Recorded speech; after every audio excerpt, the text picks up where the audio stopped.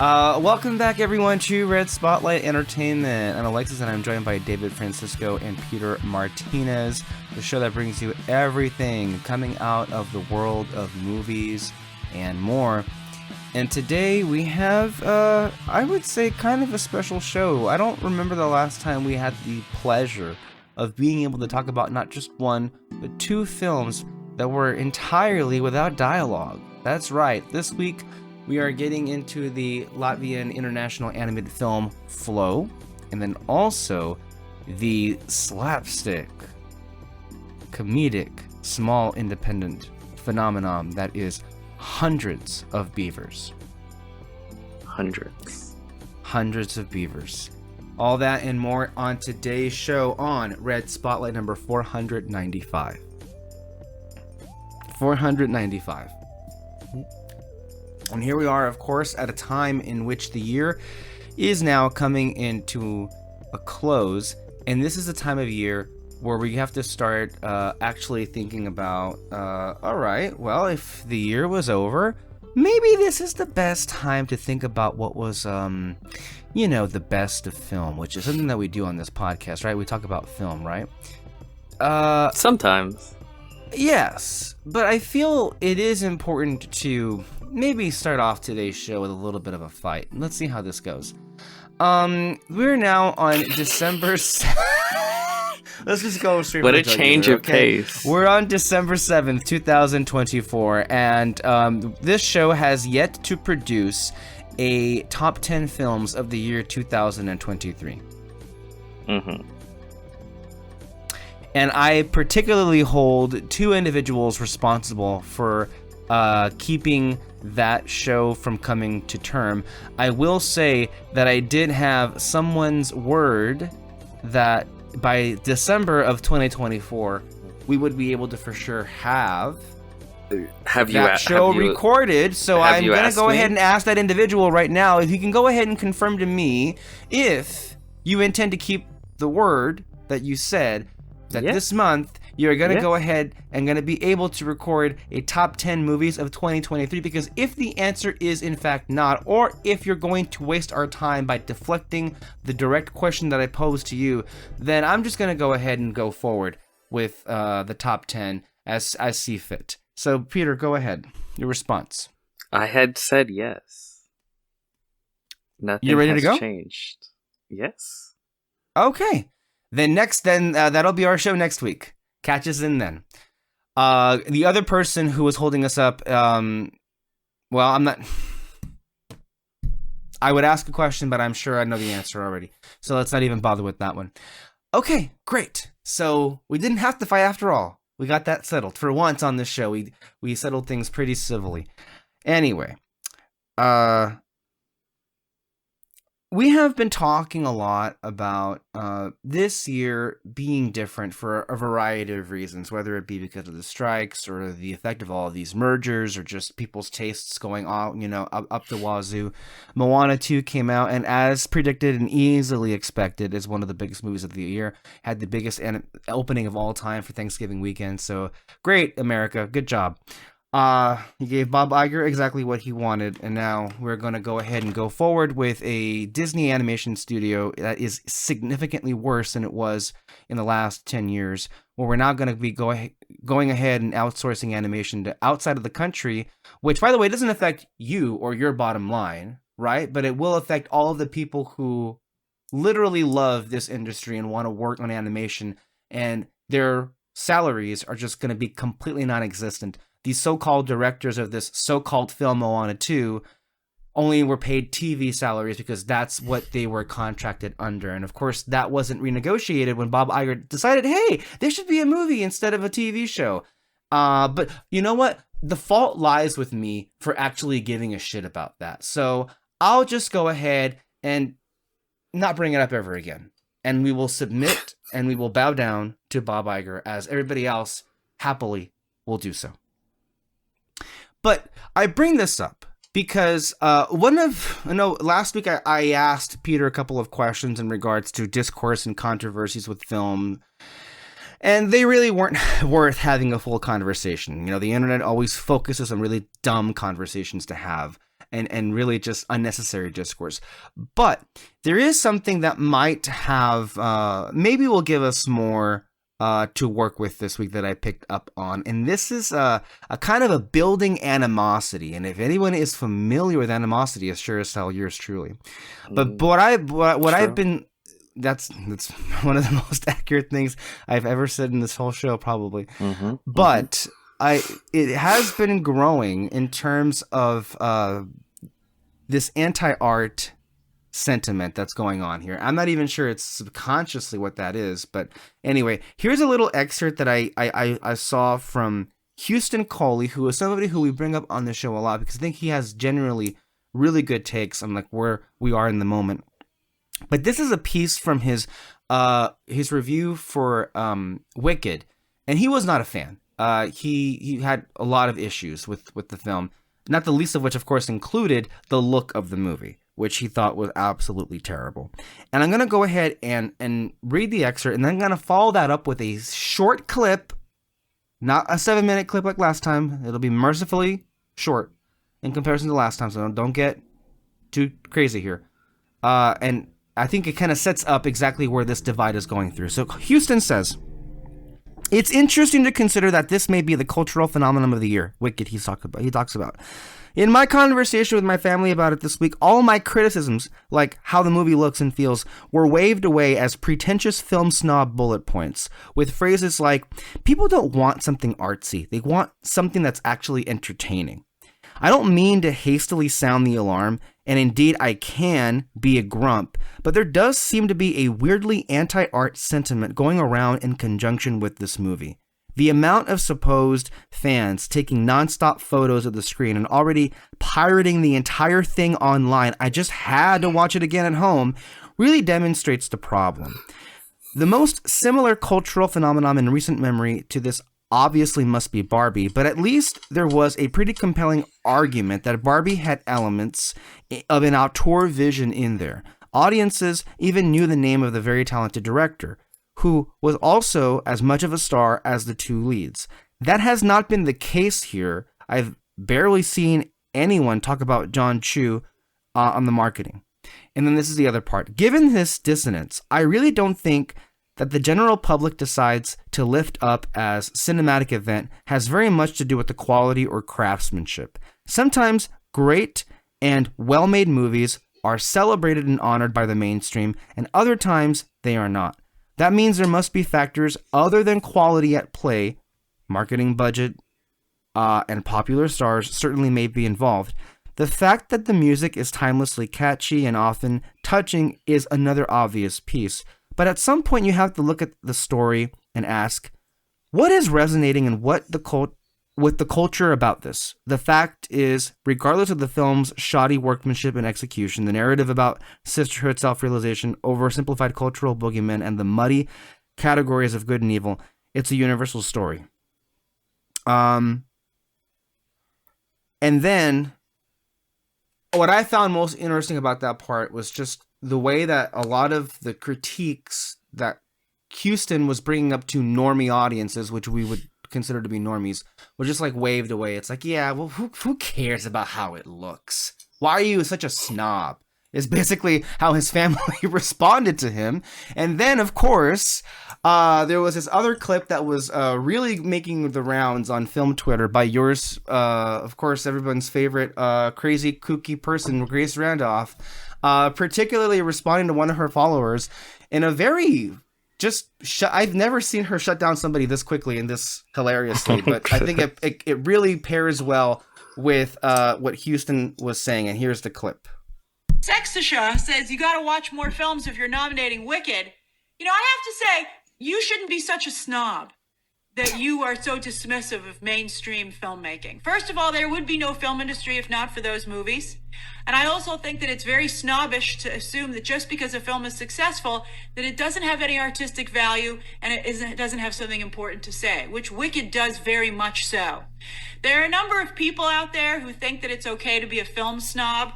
Maybe they're angry at life. Maybe they're angry nobody wants to watch their movies. But But that's their problem. And it's a problem that exists with also independent filmmakers who are angry and they go make their angry movies in the corner and nobody pays any attention to them because they're basically just losers. So if you want to be dismissive of films that bring people joy, that are something that employs hundreds of people, and that really are very well made and have really strong messaging, then that's just, I think, really reflects so poorly on you and just could not make you look like a bigger loser. Okay. All right. I think there are parts of... Go ahead. No, I love how she ends it with like, okay, moving on. Like all cheerful. No, look, her personality is hilarious. I think that's why she's, been able to cut through the noise. It's just that she's a wholly unique individual. And even in the way that she talks and the way that she sounds, and her takes are always just... I mean, again, one of the ones that I'll always go back to, my favorite reviews of hers was when she destroyed Eternals. I love Eternals, obviously, but she destroyed it, and part of her reasoning was like, she even said this, I never liked camping. She said it reminded her too much. It was too much outdoorsy, and I don't even know what the hell that had to do with the film.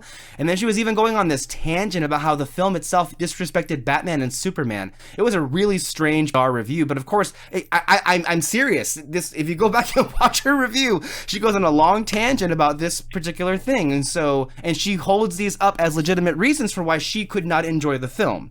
So again, she's a very unique and particular personality, but she evidently has a huge following, and it's interesting. These two comments seem to kind of either be talking to each other or past each other completely.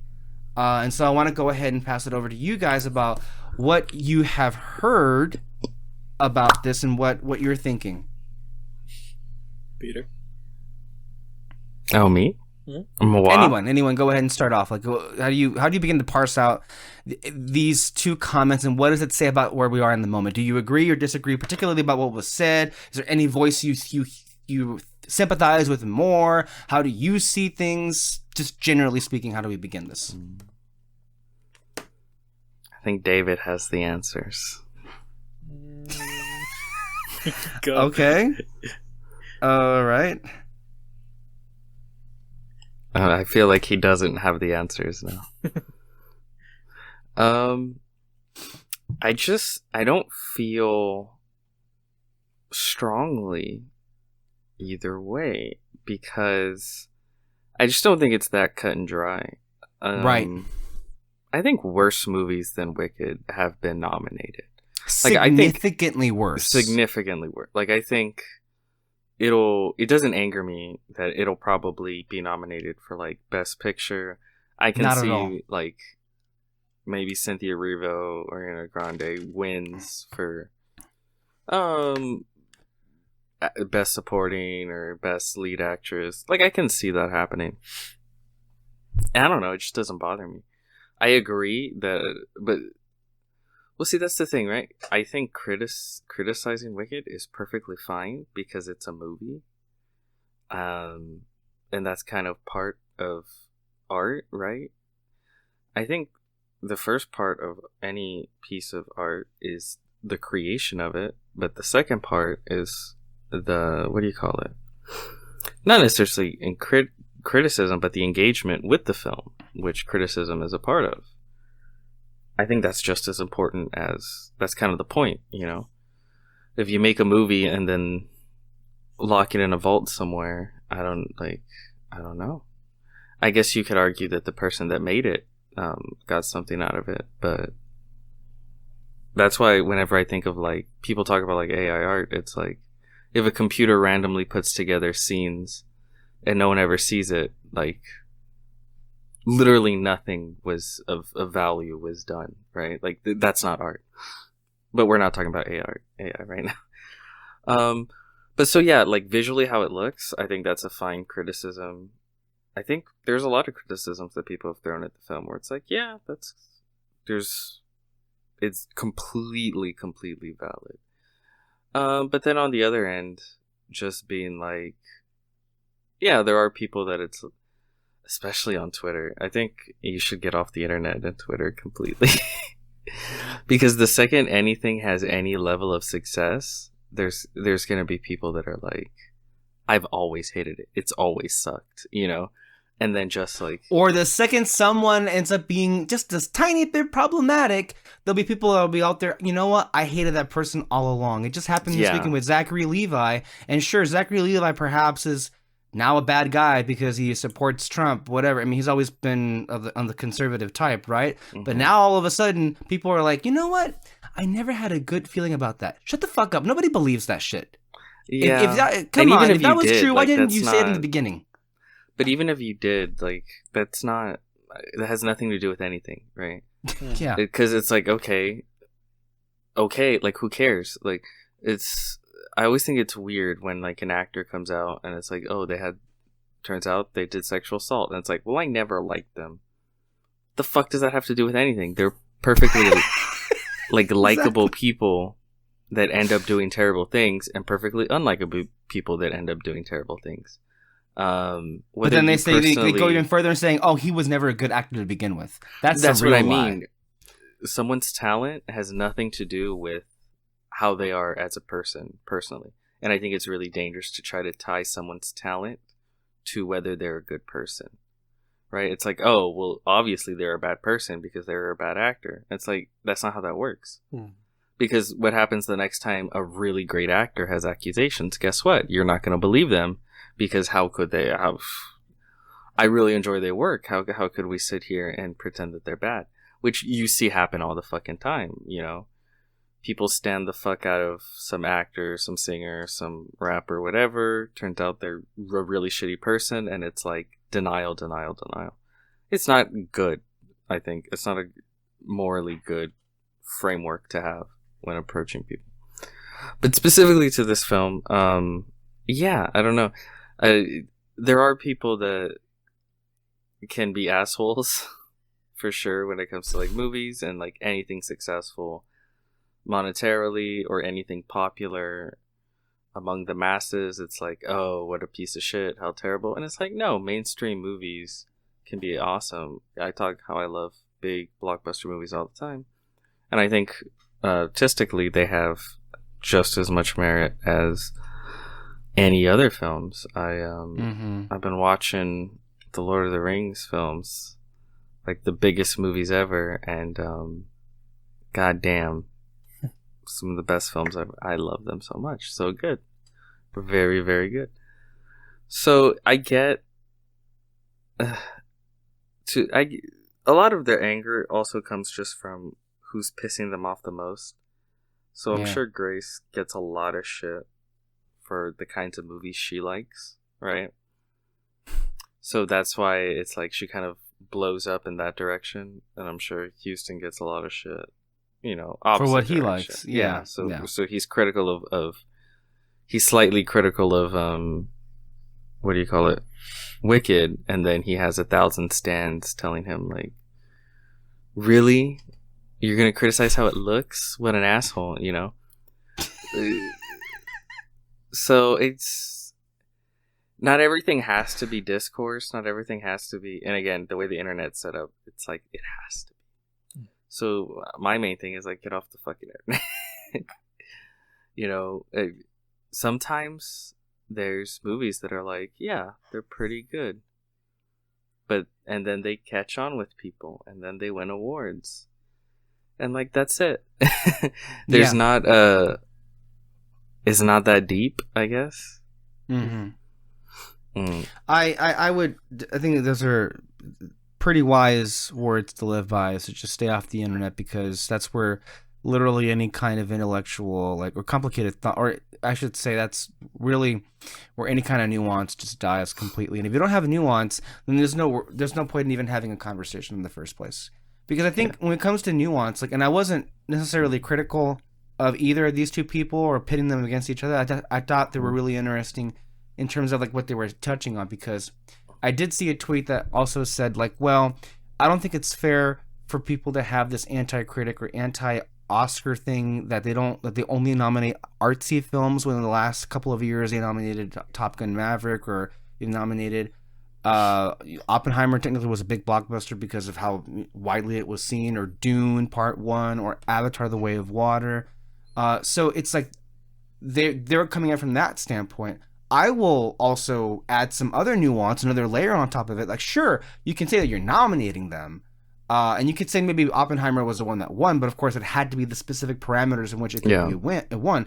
But if you're going to talk about this year, okay, well, why is it that no one is talking about Dune Part 2? Like, in my view, if we're going to be, like, and obviously we know the answer, it's probably, it's science fiction, it's a blockbuster film of a, I guess, an action genre standpoint, if you want to consider it that. I guess the Academy people see it that way. But if we're talking about seriously having conversations about what is the best film of the year, I think it's Dune 2 all the way, and it shouldn't even be a discussion about that. But it's not even, it's not even being discussed as a potential nominee for Best Director. I mean, it'll be in for Best Picture, but it's not even being considered an actual threat to win. And that is the kind of the dichotomy. It's like, sure, we'll invite you to the party, but we're not actually going to seriously consider you because your kind of filmmaking is for kids, or, you know, it's just not serious enough. The dramas are the ones who are king to us, and what we can consider to be art. That's the thing. I don't think the Oscars, it's not popular versus unpopular. It's more of just, there's just certain kinds of films that hit with them. Yeah. Yeah. At the end of it, it's politics. That's what it is, right? Mm-hmm. Like, there's certain films that hit with them. There's all this politicking that goes on backstage, all this money spent to push certain things. Certain stars, of course, get certain preferred love, I guess, from the Academy. That's why what's her name's been nominated 5,000 times. Meryl Streep. Meryl Streep, yeah. To me, it's less, you know, like film snob versus mainstream. It's just like, oh, it's politics. It's more of that. Yeah, when it comes to that particular standpoint, it for sure does. And before we move off of that, some really interesting things to add on to where we are this year. Dune Part 2 has officially been disqualified in contention to be in the running for Best Original Score. And the reasoning for that was because it was using too much music from the first film. It was too much of the same themes. And immediately I started thinking, this is the same branch that nominated The Rise of Skywalker, which literally had one new theme and the rest were just recycled Star Wars themes. And by the way, the marketing for the score of The Rise of Skywalker was very much built on, oh, we're going to throw in every single theme you already know in the movie. Yeah. That's weird because I feel like so much of the music from Dune Part 2 is new. It is new. Literally. That they use within the film. Yes, exactly. Like, and then also Chani's and Paul's thing. Right. That's a lot. But what makes it even more egregious is the fact that what was not disqualified was the score for Wicked. So I guess it's like, never been a film before. I don't know. But it's not original music. I mean, it's obviously been written. Like, none of the songs in this movie were new. They've been in existence for 20 plus years. Is technically the score new? I don't know. Mm-hmm. It also isn't very much. A lot of the score is just the instrumental versions of those songs, if you notice it. Stephen Schwartz new versions of instrument. I don't know. Yeah, it's weird. I don't get the minutia of these. I think it's dumb. It just seems to me like somebody went out of their way to knock Dune down a peg, as if it needed to, you know, if that was something that was all that necessary. Because as we've already been discussing, I'm not even sure how much of a threat Dune really is to win much of anything, which is a shame because it really should be dominating. I mean, again, because of the kind of movie that it is, no one is even paying attention about like extrapolating any kind of the performances into nominations, when quite literally I feel like there are quite a handful of people that were in Dune Part 2 that, if we're being serious right now, should be nominated for Oscars. Yeah. Mm-hmm. But Oscars isn't about the best movie of the year. And I think that people need to really get away from thinking that. It's politics. Yeah. It's like saying that the best person for the job is voted in as president. It's like, well, no. No. It's a political thing who gets up there and who doesn't. Right. You could like them, you could think they're very qualified, but it doesn't. The idea that the cream always rises to the top kind of thing, it's like, that's not true. I'm not sure it ever really was true to begin with. Also, what I had noticed, there was an interesting clip that I saw come out of Gold Derby. And these people are very much in the know that they're literally hobnob with all these people. But I believe Ann Thompson of IndieWire said something very interesting in regards to why it is that in recent years we have had 0 Best Picture nominations for animated films. And by the way, this problem is far-reaching. It isn't just the fact that no animated films get nominated for Best Picture. No animated films seem to get nominated outside of the animated category anymore. Whereas in the 2010s, you would see nominations for score or screenplay, maybe even sound. Yeah, I don't know.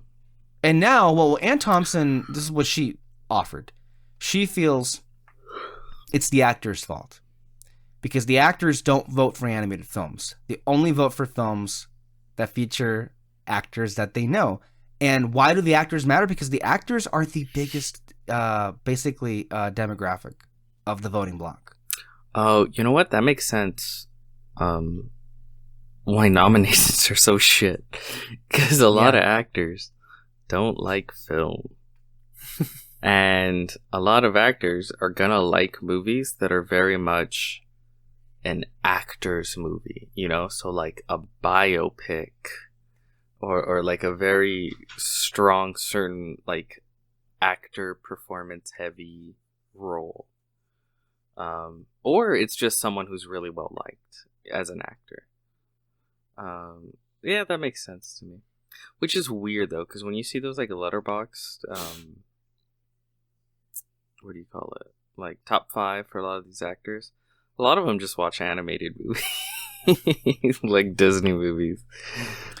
So it's funny. It's ridiculous. I just feel like the rule going forward is unless it ever happens, never expect an animated film to be nominated for Best Picture ever again. If Across the Spider-Verse couldn't do it, then don't bother with them. I mean, people were thinking, maybe Wild Robot, maybe Flow. Not a chance in hell. No. Not a chance in hell. I'm sorry to say. Both very good. But if Across the Spider-Verse can't get in, forget about it. It's because that's kind of the reason the animated category was created in the first place.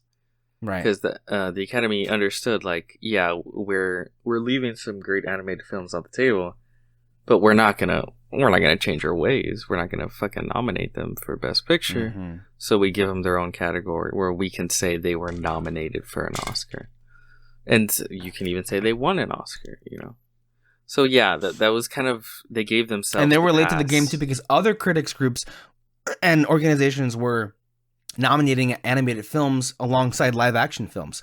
I didn't know this myself, but the Golden Globes nominated Lion King alongside live action films in the best comedy or musical category when it came out. But that was when there was no animated category. Exactly. So that it was because other groups were doing that the Academy was beginning to feel the pressure and like, well, how can they consistently kept not nominating animated movies that they needed to create an actual category it's politics. For animation. Yeah. It's a political which is all move. that this is. Yeah. So, the other thing is this with Wicked. You don't like green people? No. I feel like people are having no, as in that's not what I'm saying, to clarify that. Mm-hmm. I mean to say that Wicked right now is in the discussion to begin with. Which, that in and of itself, I think if you had said this to anybody a year ago, you'd be like laughed out of the room. Like that, no matter how good it was, yeah, right, like that would be taken seriously. Like when was the last time a musical like La La Land was the last serious contender. Besides that, no one else even came close. So best case scenario, nobody would ever think of Wicked being an Oscar player, right? Well, I think the reason for why it's not only in the discussion, but it's around, is because it speaks to what a really soft year this is. Because if we had the slate of movies that we had last year, Wicked would be nowhere near consideration for Best Picture. Again, it's politics, right? Right. In certain election seasons, certain politicians would skate to victory, and 4 years later, they wouldn't even have the chance. Same thing with films, right? Some years are stacked, and in a movie that in any other year would be nominated and go on to win isn't even in the discussion. While other years it's like you would have been lucky to even be talked about. You have a chance to win because it's a light year. It's just one of those things, right? Year to year, Mm-hmm. it's just different in that way. Yeah, and I feel like, look, I come at it, to be clear, I don't mind Wicked being included because of how light of a year it is, and I actually really do like the movie. And I'm happy that it is a cultural phenomenon because musicals need to, continue to thrive. So I'm not necessarily like upset at that. What I do find quite distressing is just how few players there are this year that actually feel like they're worth even having a discussion around. Granted, there are several of which I haven't seen myself. We're going to get to them when we get to them. But it just feels like one of those years where it really is like a come down from the last couple of years. I don't know. This kind of feels like homophobia from you. I don't know what that means. Anyway, you don't want to see the Board gays of win. Review. The National Board of Review is one of the first organizations to actually, release their nominations. I believe last year they awarded, I forget which is which. I know that they gave, what was it? I think Martin Scorsese won for Flower Moon here. Steven Spielberg won for The Fabelmans. Who was it the year before? Yeah, it was Paul Thomas Anderson for Licorice Pizza. So this year, the National Board of Review awarded Best Picture, Wicked. And they awarded Best Director, John M. Chu, Wicked. And I was watching a podcast. This is the thing. I was watching a podcast that See, was... that's the only thing that makes me That's going, it. That's the one, because they were actually singling out that she was laughing her ass off, saying it's so funny when you look at the NBR's best directors. You go from Paul Thomas Anderson, Steven Spielberg, Martin Scorsese, and John M. Chu. If you want to nominate the movie, that's fine, but that's where I get kind of like, no. He didn't just get nominated. He won. He flat out won. Yeah. Winning. Yeah. Oh god. Because it just wasn't that well of a directed film. Mm-hmm. You could argue that the direction got in the way of the film a lot. Yeah. I think that's the one thing that stops people from going like, oh my god, this is an amazing film. It's just like, it wasn't directed that well. Everything else is hidden. The actors are really good. The songs are really good. The But story, then the direction, the story. The It's story was one of already those written. things. Yeah, It's already loved. Like Mhm. it's already beloved. The song's already beloved. Yeah. Um, And It's- I can point a few like really, really good scenes and all that, but it just doesn't all blend together well, No. which is, kind of, it just wasn't, it was okay directed for me at least.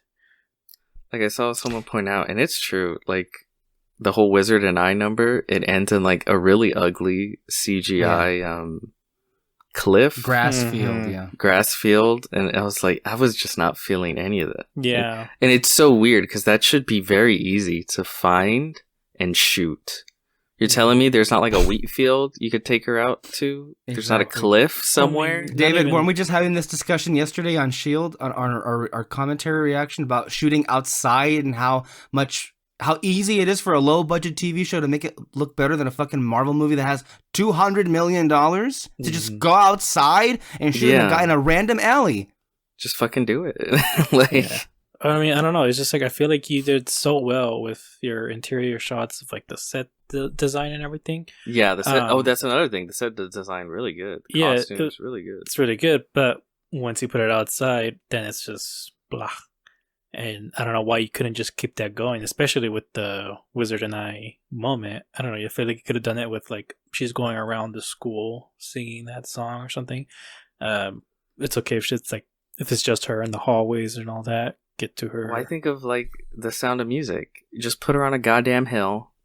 Yeah, and just shoot it. Like it's not that. There's a lot of really beautiful outside. Most of the world is outside. Mm-hmm. There's a lot of really beautiful landscapes and shit like that. Again, watching Lord of the Rings. One of the things that I remember as a kid watching those movies and being like, oh, like this is real. Like I wasn't that stupid. I didn't think it was literally real. Mm-hmm. But like the seams didn't exist for like, I was looking at it and it looks like I was literally just transported to this like fantastical world. Mm-hmm. The seams weren't there. And I think so much credit to that is them just going the fuck outside. There's these amazing sweeping shots of them walking on massive mountains from very far away. And it's like, yeah, they had real actors in real costumes walk on these giant, massive, beautiful mountains and these it works, right? Mm-hmm. Why get one green bitch, put her on a cliff and have her sing and just shoot it? Like it's not I don't think it's that hard. Of course, why do that when you can save money and then just have her belt out that music in a studio lot? And of course, you know, people don't give a shit either way. It's just me and you two that give a shit. Mm-hmm. Not even the key demographic necessarily for the film. But yeah, him winning for the No. the only hope that gives me is that they clearly don't pick winners. Yes, Talking about and we are- Scorsese, right, or Spielberg, or Spielberg, or yeah. Anderson, Scorsese, Spielberg. They all went on to lose Best Director, so that's not necessarily a good omen for John and Chu. But that also just brings to question a couple of things I want to point out. As far as The Wizard and I, that number is so brought down the minute you go into the fucking grass and like, what the hell is this? And then especially when you compare it to Popular, where that shines because it's all inside. Yeah. It's on the set is on display and it actually works really well. It And looks amazing. And especially so weird just because like when you go from the inside to the outside, I'm just kind of like, where the fuck does Wheatfield come from? Like, Yeah, because like we're supposed to be in this, you know, magical, fantastical world and all that, and we're in this school. You know, I'm thinking Hogwarts, and then all of a sudden, there's just like I think it was like a crack in the wall or something, and she's just in the wheat field. Oh, Did I freeze? Oh yeah, and then also you look at the Spielberg film, The Color Purple. There's plenty of wheat fields. There's plenty of instances in film where wheat fields are gorgeous, right? Like it's not like there's not precedent for like beautiful wheat fields. Isn't Interstellar and fucking in theaters right now? Yeah, they have whole sequences. Not wheat fields, but like cornfields or like it's not hard. Oh god damn! It is the 10th anniversary, isn't it? That movie. Yeah. Oh my god. Yeah, you're dying very soon. Oh my god. Your life is finite. You know, that's a movie I think we need to revisit. I haven't seen Interstellar since 10 years ago. You know, it's been a long time. Interestingly enough, that one, people I think people had an interesting reaction to that film when it came out, and I think it's seemingly getting a reappraisal. Well, how do you two feel about that movie? Oh, 100%. I think people were pretty hostile to it to a certain extent they were, when it came out. Yeah. And I think people really love it on rewatch. Yeah, on rewatch. I think it has definitely gotten a pretty big reappraisal. For sure. I always really enjoyed it. I haven't seen it in a long time. No, I've seen it, but it's been a long time about it, so I don't know how I 10 years, you mean? about it. It's been 10 years for me since I've seen it. I always liked it. I thought it was I liked it because of the conversation it was provoking. It was like, to me, at that point in my life, I really wasn't necessarily used to films that were provoking interesting, conversations. At that point, we were just watching blockbuster films that were just generally regarded well, and it was pretty standard and basic at that point. It was very early on in my relationship with film. And so what I thought was rather unique for me at that moment was like, wow, this is really interesting. Like, people were really split on like one way or the other. But I always just felt like, I don't know. I liked it always. But I didn't feel that strongly about it. It hasn't been a film that I myself have bothered to think much of since. So I think I need to go back and relive that movie, it looks like. I've always been a big fan of like hard sci-fi, where the filmmakers really try and take as a real world possible like concept to the science fiction. But you don't get a lot of it in film, understandably, because it kind of costs a lot, but it's not always mainstream. It's not like blockbuster crowd pleasing in a way. It's more thought provoking. A lot of like hard sci-fi. I think concept. of James Gray's recent Ad Astra film with Brad Pitt. That's one an example. Yeah. I don't know if it qualifies either. Damien Chazelle had one called First, but that's not really sci-fi. That's more. It's not sci-fi. Yeah, well, it's not sci-fi. It's just space. I guess if you believe in the moon landing or not. Yeah, that's right. Okay.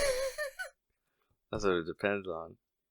No, but yeah. So I always loved the way he takes these scientific concepts and tries to really bring them to life. With like the whole wormhole and the black hole and like the idea of this planet where it's like so much time passes different due to the gravitational force. Like a lot of stuff is like really cool. And I think a lot of people feel betrayed by the third act because it's less science and more emotional.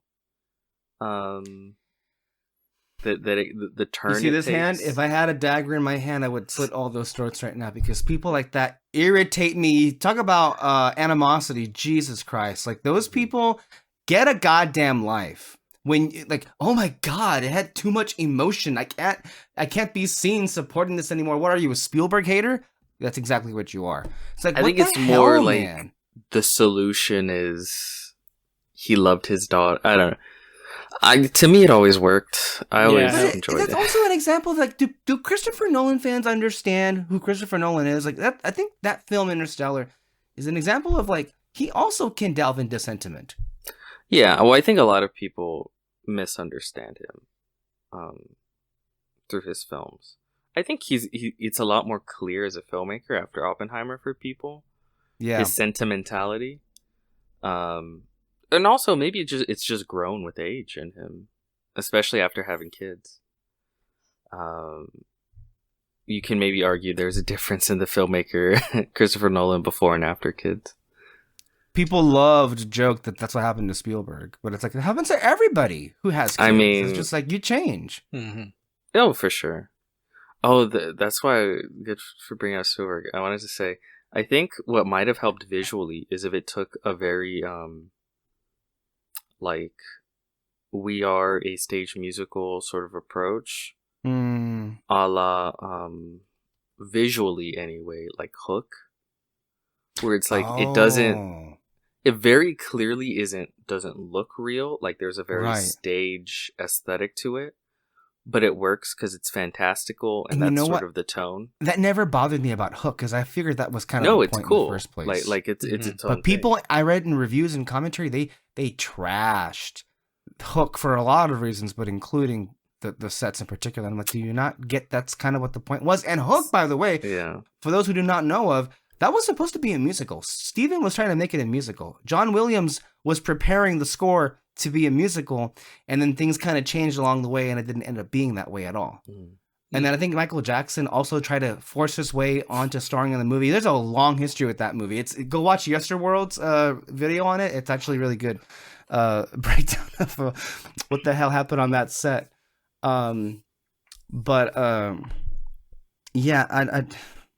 Visually, it would have been improved in so many ways. To say more on that, what are the odds that now keep in mind, of course, this within the Academy, the individual branches get to nominate, but the cinematographers nominate the cinematographers. The composers nominate for score. However, when it comes to final voting, it's an all-in scenario. So the actors basically get to do whatever they want because they make up the biggest, group of the Academy when it comes to the final voting. We talked a lot about years ago how terrible Black Panther looked. And Black Panther did end up getting a lot of nominations. But the one that we saw it didn't even get nominated for was in visual effects. Because at that point, I think it was too bad even for them. Do we think Wicked gets nominated for cinematography, and does it win? And how will we feel if it wins for cinematography?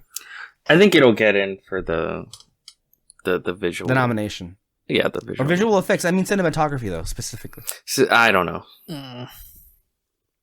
Because if it wins, it's just like, that's even worse than John Chu winning Best Director somehow. And then you go back to John Chu, John it's Chu like... is worse.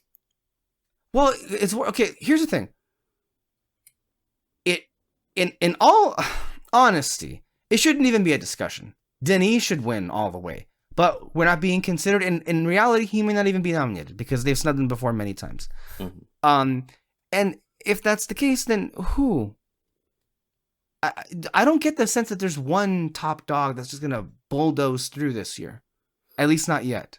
I don't know. People were thinking maybe Ridley Scott, but then Gladiator 2 wasn't as well received. So is there really not push for like what's his name? The one who directed Anya or Anora? Anora, sorry. Sean Baker might just be it by default, but I haven't seen people like it's a lock. It's yeah, settled. I'm not saying it's definitely going to go ahead and. But when push but by this point, usually we have a pretty good shows. idea of like it seems like Anora is just there by default, and there's nobody else that really is coming into the fold to challenge him. But if you're there by default, you still win. Like I said, yes, that happens in some years. The win is it's luck. It's the year you're nominated. It's the politics. It's all of it. So I don't know how much. Go ahead. Because there was a lot of love for it when it came out, but because of the type of movie it is, I just don't know how far it would go. The substance, I don't know what you hear, right? Because the substance is kind of teetering, but I would think not, considering the Ann Thompson herself said it's like it's too gross for some people to. I was gonna say the kind of movie that it is.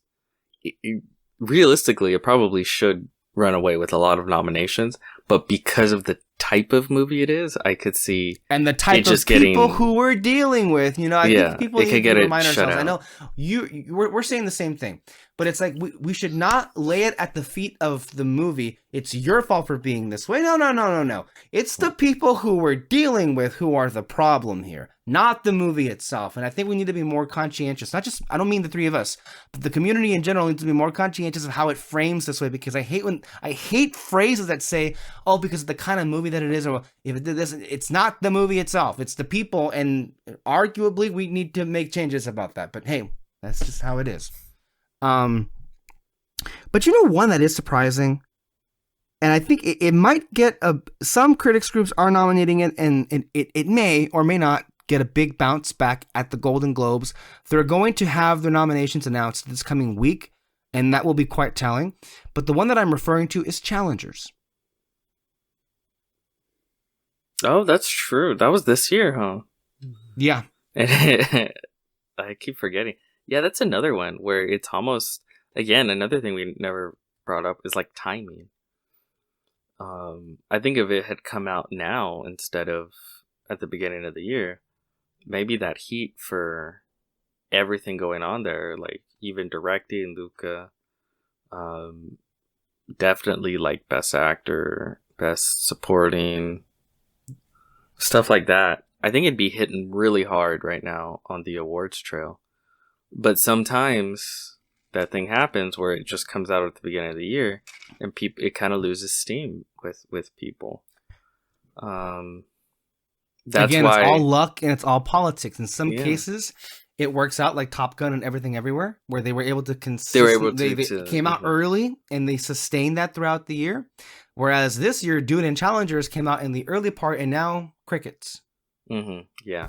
And it's one of those things where it's not like, well, if there were better movies, they'd be able to sustain it. No, I'm saying if they came out now, they'd be running away with that shit in a lot of ways, I think.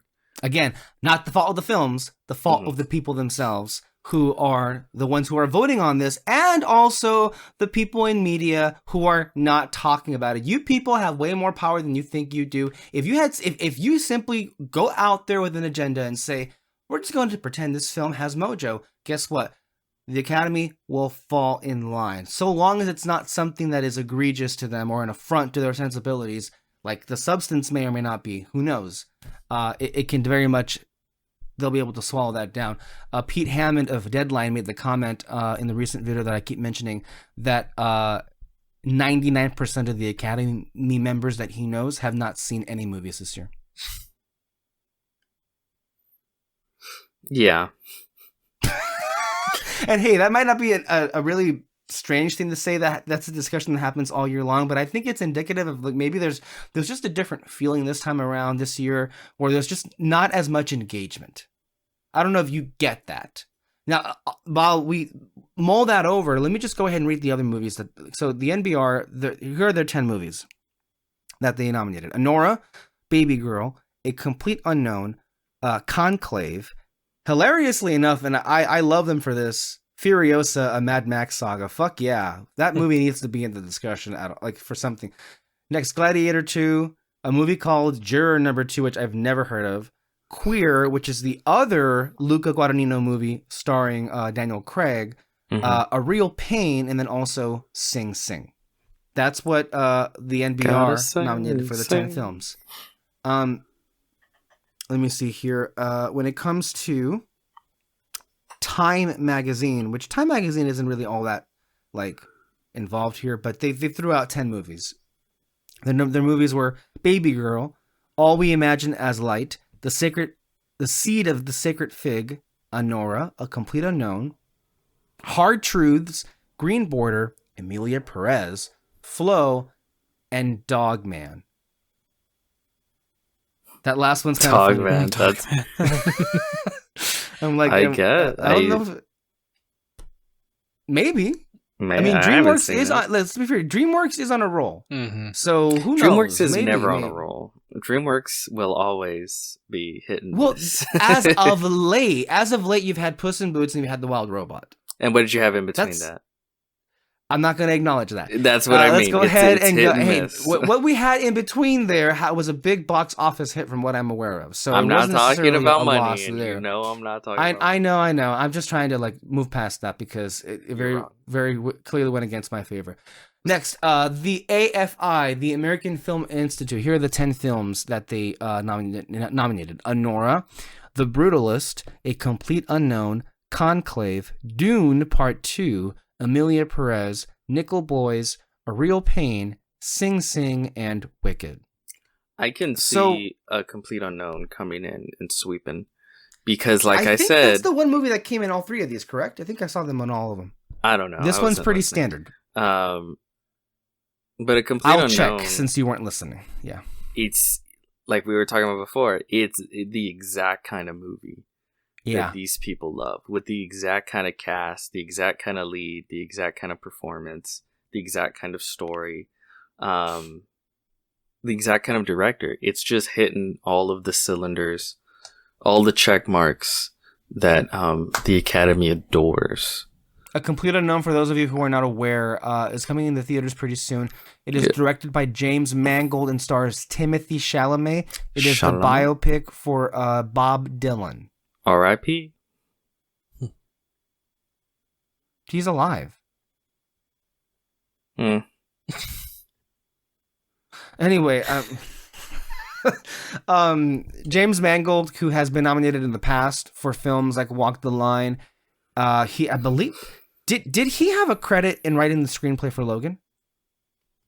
He probably did.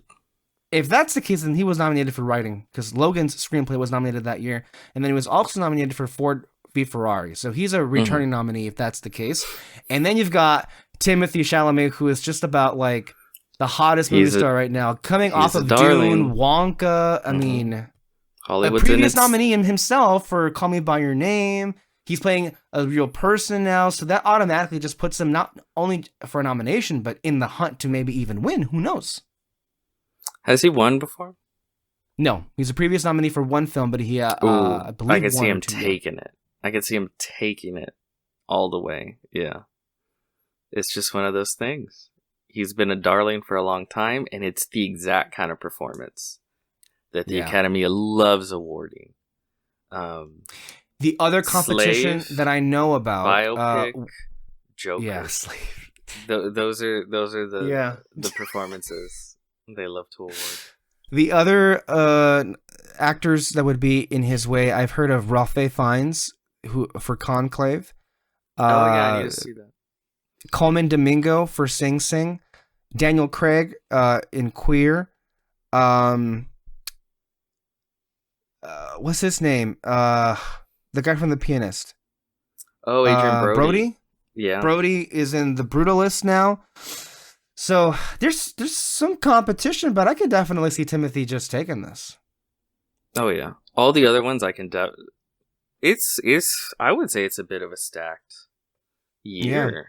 Cuz all of those, I haven't seen most of them, but all of those I guarantee are going to be great performances. And they're already being talked about in a big way. Like The Brutalist, people rave about The Brutalist. I'm excited to see that one. So yeah, but I can see him taking it just because of who he is, the performance, all of it. Yeah. Again, so politics. A complete unknown. And the thing is this, like, I'm sure it's going to be good. But it's like, how many more of these musical biopics can we take? Is really, I mean, I mean, the last couple of ones I flat out ignored. There was one on Whitney Houston, snooze fest, nobody saw it. There was one on Aretha Franklin, snooze fest, nobody saw it. There was one on Bob Marley. I guess it was a decent hit, I guess. I don't know. I didn't care to see it. I hated that trailer.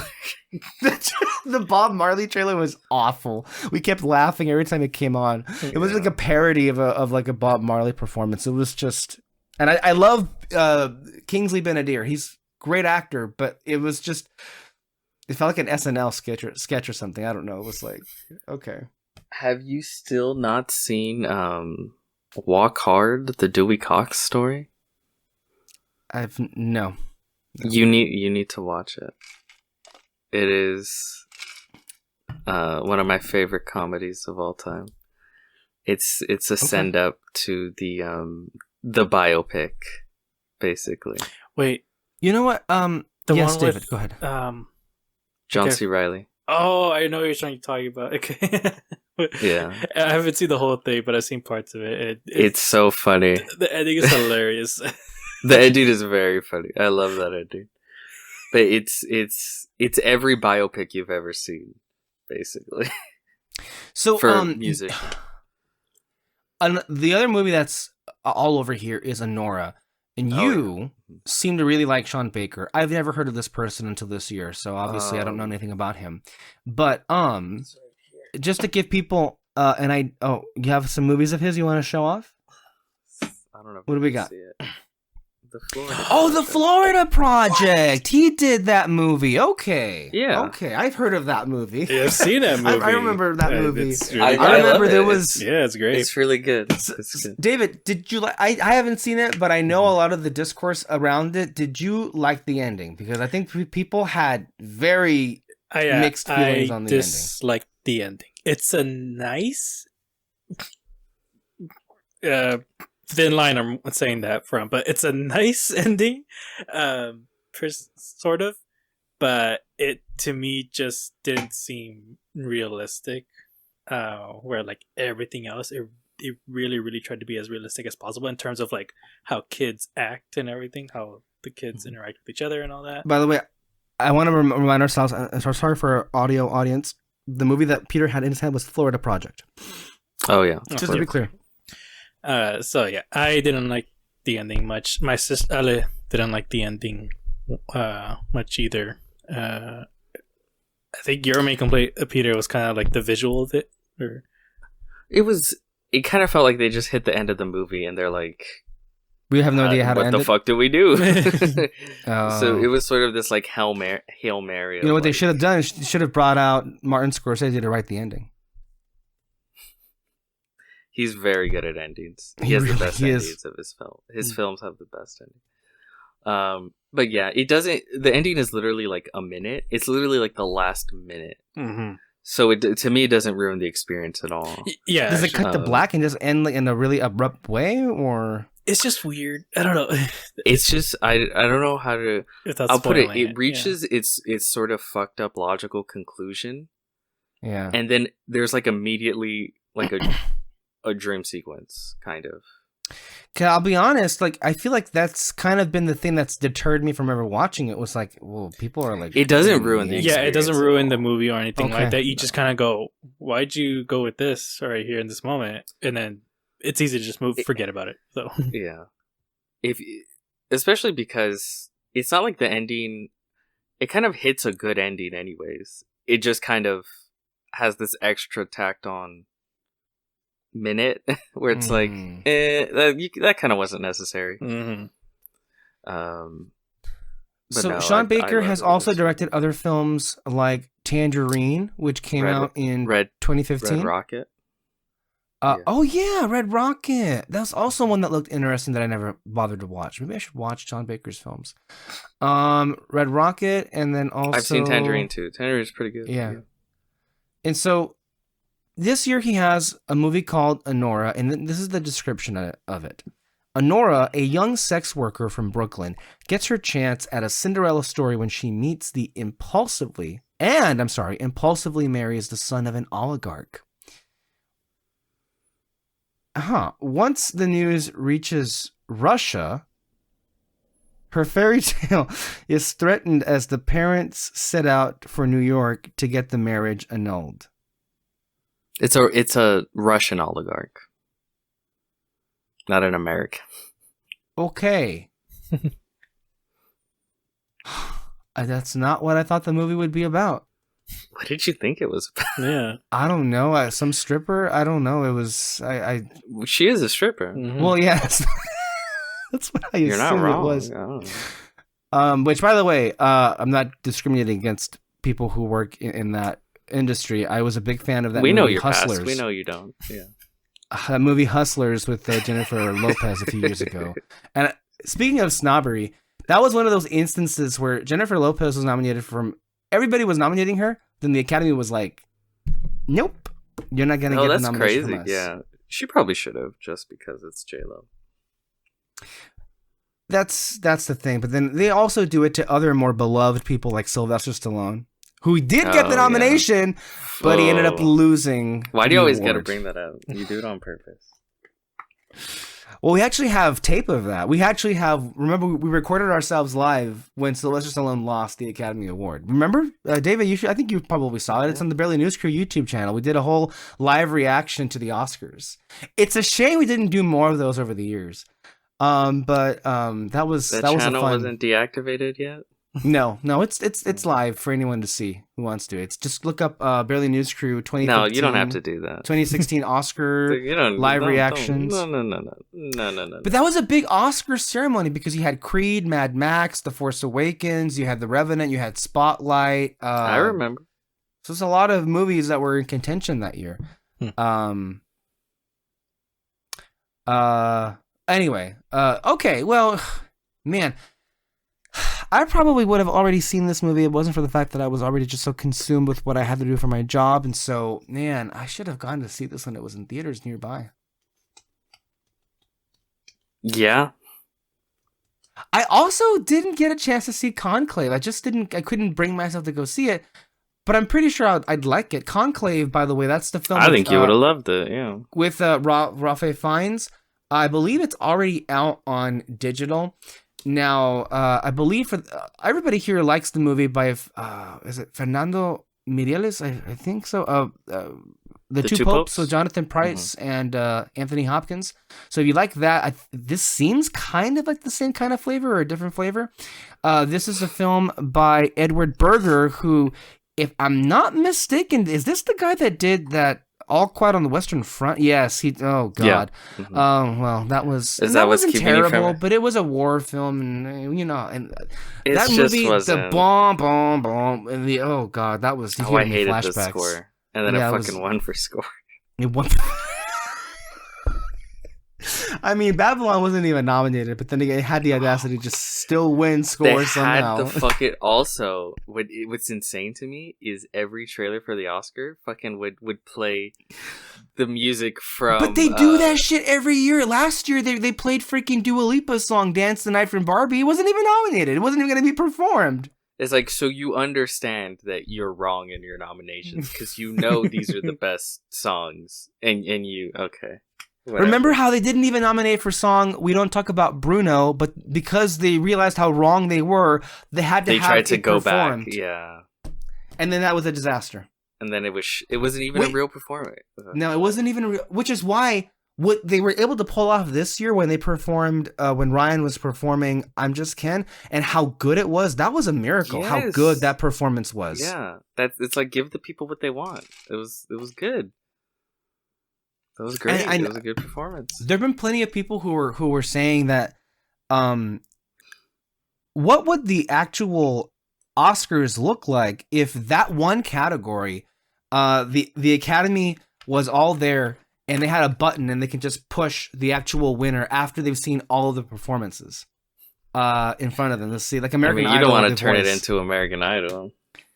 It's just that one category though. And if you're going to have performances anyway, and obviously people have made claims throughout the years that perhaps the ceremony should just do away with having all these performances. I don't know. I feel mean, like it's you can the cut one back on the thing that number of them. people cut back on everything else. I think Yeah. the performances are one of the few things that people like. People Yeah. like the Just Ken performance. People are like, "Oh, Ryan That was Gosling is amazing. going to perform it. That's awesome. Let's go That see was it." so good. Can we not get? I can't get over how good that performance was. Yeah, It's- it's Like, but also it's just so obvious where it kind of pisses you off. It's like, yeah, like do this. Like we're the very obvious thing that, because they usually, like we were talking about with the We Don't Talk About Bruno, where it's like, just do the fucking song, right? You don't try to do this weird riff, don't do other bullshit, just do the fucking song. And they did it, and it was great. It was a good performance. David, you were gonna But say? you can cut everything else out though. Yeah, just cut the bits. Work on Cut the shitty performance. bits. Yeah. Yeah.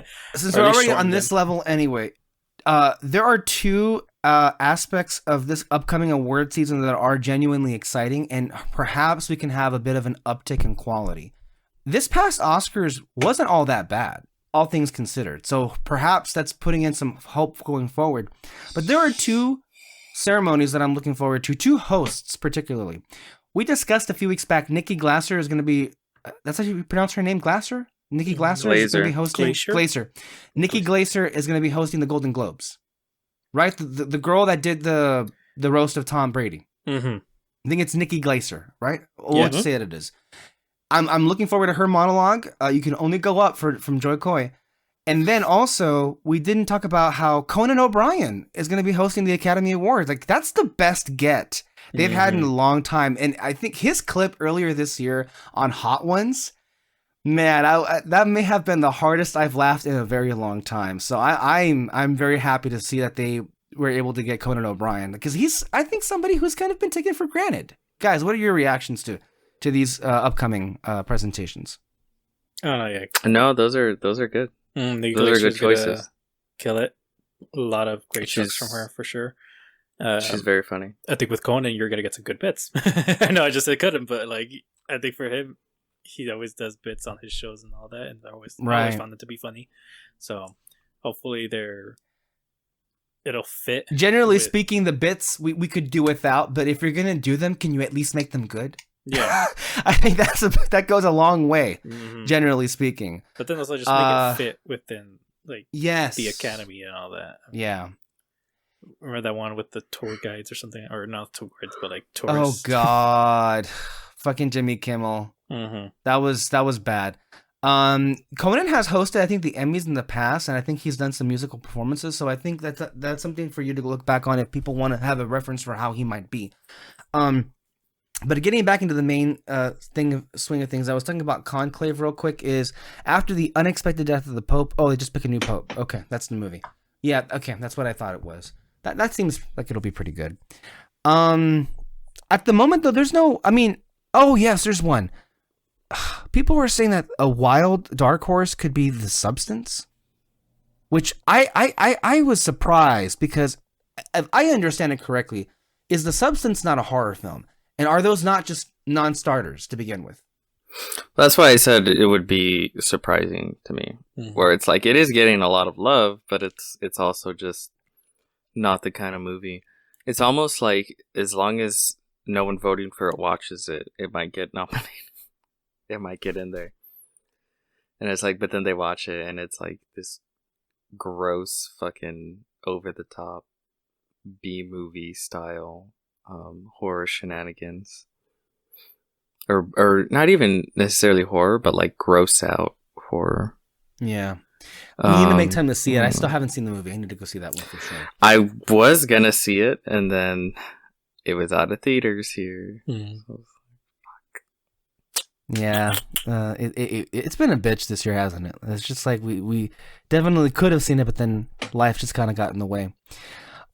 Speaking of performances in horror, over the years, I think there has been a noticeable uptick in performers that definitely should have been in the conversation. Of course, we'll forever die on the hill of Toni Collette for Hereditary. That should have been like the end of the story. But then you also had others, like Elizabeth Moss in The Invisible Man. You also had Mia Goth in Pearl.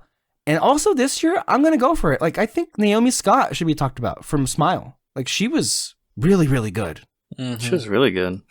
I've said it a lot, but there's a lot of performances where if they were by other, what do you call it? If they were in other films, they would be taken more seriously.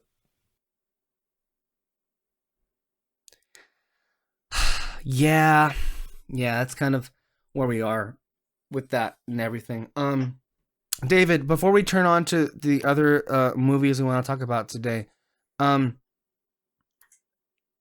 is there any movie you're looking forward to particularly, or do you feel kind of like me, where it's just kind of like, I don't know if you're feeling it this year? For the nominations? I mean, as far as like movies that you're looking forward to seeing yourself, like, is there anything looking onto the horizon that you're excited for or looking forward to? And then, as a separate question, when you take into account the year in film that is 2024, do you feel the way that I feel about it, or do you feel more despondent or more excited? That's what I asked you. I really don't have anything to look forward to in movies, honestly. I don't know. That's pretty depressing. Yeah. I mean, I kind of feel the same way. You know, I mean, I'll say this. I'll watch the movies that are nominated. I always do. So like Anora and Conclave. I think from us, we always try and watch. Yeah, we try and watch the stuff that's nominated. And then I also try and watch things that I know are not going to be nominated, but also look interesting to me. Like last year, I went out of my way to watch so many different kinds of films. I think I really delved a lot into international films, and I thought that was very rewarding. I mean, in the last couple of years, I watched films like Decision to Leave, or Monster, or Passages, or is it Passages or Passages? I forget. Or Fallen Leaves. There's a lot of really wonderful international films out there that are just not part of any discussion. One of those international films was very good, which was Anatomy of a Fall, which I still cannot believe there's a certain Miss Someone on this podcast that has not busted her hump to go watch. Of course, I don't know if that's hard to believe considering her track record as of late. Anywho, we can't even make her to see if we can't even get her to come on here and make an appearance. God forbid she can actually watch a movie on her own. But yeah, it's really interesting. I hope it gets better next year as far as just how I feel. I mean, I just really want a good year where, like, oh my God, there's movies all year round, and yeah, there'll be stinkers and clunkers. But you know what? Part of me also, Part of me also, sorry, I just got a really disturbing message. Um, part of me also just, I don't know. Maybe I didn't put in enough effort this year. Like I mentioned, I let Honora go. I let Conclave go. I could have seen those. I apparently let The Substance go. Didn't even realize that was playing. I didn't watch Long Legs, which I probably should have at this point because people were talking about it a lot. I didn't watch Twisters. I didn't watch Nice Guy. None Nice Guys. I didn't watch The Fall Guy. I didn't watch um, Civil War. It was just like, but all those films, like, why did you let those go? And I'm like, I don't know. I just Weirdly, I think I'm just more excited at the beginning of the year for movies than I am like in this end of the year. Weirdly, because he had good movies at the beginning of the year. Yeah, for sure. You know, we had some really good movies, and I don't know. Personally, if you ask me, is there like my top 3 favorites still is Dune, Challengers, and Furiosa. Just for me. But there are also other great films that have come out, like The Wild Robot is definitely something that we should be talking about. And I also will say, before we talk about these movies themselves, 2 movies that we're talking about today, I think are definitely up there in the conversation to be talked about because I think they do something quite masterfully well. Because both of these movies, yes, there's sound, there's a score. Both of these movies have score and there are sound effects. But it is a film that is entirely communicated without the characters speaking. There is no dialogue. And how, in this day and age, can any movie hope to even hold your attention with no dialogue whatsoever? And I think both of these films exceeded any kind of expectation in that regard. They're both very much for different audiences. I think one is much more of a family experience, although it's definitely, I don't know.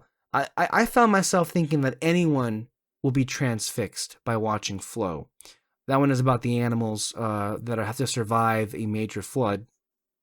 Kind of like Noah's Ark, but not really about Noah's Ark. It's not religious as it is more about like, I think humanity surviving a disaster.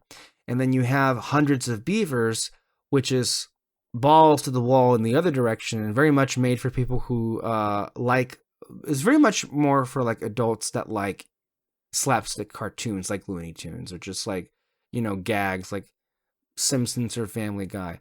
A movie like that is very much dependent on the writing more than anything else. I think I saw that Hundreds of Beavers was made for less than God, I have to make sure I have this number correct because I don't want to make it like I want to make this mistake because I think it's very important to make sure to communicate to everybody that this kind of film was, unbelievably small budget. It was, I know we don't like to discriminate films by calling them indies here. Nevertheless, this qualifies as a small independent film. And Hundreds of Beavers was actually made with, goodness me. Give me a second here. I'm trying to find the number, and I had it here in my face. Okay. Is Peter back? Yeah. Yeah. Oh, okay. Peter, are you all right? I didn't realize that had happened to you. Mm-hmm. Okay. I think I want to say I saw 125K. Dang. Someone said that. I need to go verify that, but it wasn't for that much more. 125K? The amount of money it cost to make Hundreds of Beavers. Oh, why are we talking? Were we talking about Hundreds of Beavers now? No. I was segueing into talking about the 2 films. I was teeing it up that while you had stepped away, that the 2 films that we're going to talk about right now, definitely I consider to be must watches as far as like cinema in 2024 is concerned. That's more or less and that's spurred off of just like asking David if he had anything that he was looking forward to. And he was just like, no, not really. And he was like saying there was just a much more exciting time in the beginning of the year than where we are right now when it comes to movies. That was his general gist of what he was saying. Well, I think, what was it, last week? Or whenever we did it. That was more than last week. I don't know. When we saw Wicked and Gladiator 2, you were mad at me because I wasn't as excited as you were to see these films. And let me finish. Yeah, I already saw it coming. So, I was like, well, I'm just not as excited. I think, it's not. They're going to be fine. They're going to be enjoyable. And I'm just not, as enthused. And that made you mad. And you're like, well, there's nothing else to look forward to. What is there to look forward to? Anyway, I forced him to see Hundreds of Beavers this week. No connection in those stories. Anyway, go ahead. You wanted to say something? I have to really push back on the thought that you forced me to do anything, considering the fact that you were being transported in a vehicle that was driven by myself and you were unconscious the entire way. So, I mean... entire way back. Yeah. If I had no wish to see the film, I would not have seen the film. So, to be clear about that. And then at the same time, I wasn't frustrated at you. I made it clear to you at that moment that my frustrations and my angers lied with the state of movies this year. And we're like, what the hell else do you expect me to be looking forward to? And I wasn't saying by any means that Gladiator or Wicked themselves were eliciting this hype. And I was like, you were with me. I wasn't just like, oh my God, I can't wait to see these movies. I'm just happy that we have something to watch. And I think that's a clear distinction to make before you make me out to seem as if I was a patsy for any of these movies, like a cheerleader already predetermined. That's not what was going on whatsoever. It was just like I have been communicating throughout the last couple of weeks and months that, man, there seems to be a dry well here of options. And oh boy, I get to go to the movies this week. That's what I was looking forward to. And you... All I know is it wasn't the state of movies that was being yelled at. It was me, so... Yelling is not the way that I would characterize how that conversation went. Okay. But I guess we're just going to have to agree to disagree when it comes to that. The point there being, our intent was we were going to go watch Hundreds of Beavers. But I also suggested, hey, there's this other movie playing in the area that we might want to look into. I had heard, I guess people liked it. I'll be honest with you. I just was curious because it was a movie about a cat. It had a cat on the poster. And I was like, I'm sure Peter will like that. So we went to go ahead and we arranged a double feature, if you will. And I think for the most part, it ended up being, oh yes, oh look, he's holding a cat right now. So I think that was a pretty safe bet in my thinking anyway. By the way, your cat's being covered up on your mic. We can't even see. Yeah. Cat. Anywho. Shall we go ahead and talk about the movies that we're here to talk about? I think it's kind of best to just go at it from the order in which we saw them. So the first movie that we're going to be discussing is Flow. Peter, we're now going to go ahead and go to you to give us the official Letterboxd description for Flow. Flow, directed by Gintz Zelbalodis. A solitary cat displaced by a great flood finds refuge on a boat with various species and must navigate the challenges of adapting to a transformed world together. Flow. Starring... I don't even know who stars. You know what? They don't even have names. No. It's just crew and that's it. Oh, okay. Nice. Yeah, it's a cat. It's a dog. Some other dogs. Um, some fucking monkey looking thing. Yeah. There's animals. And then there's a flood. Flow, the movie. Take it away. Is that all you have to say? You told me to read the letterbox. That's all that they wrote. What are you Yes, talking and about? at this point, this is where we begin the review. Okay. Okay. Here's a reaction here. Life of Pi without Pi. This is Houston calling.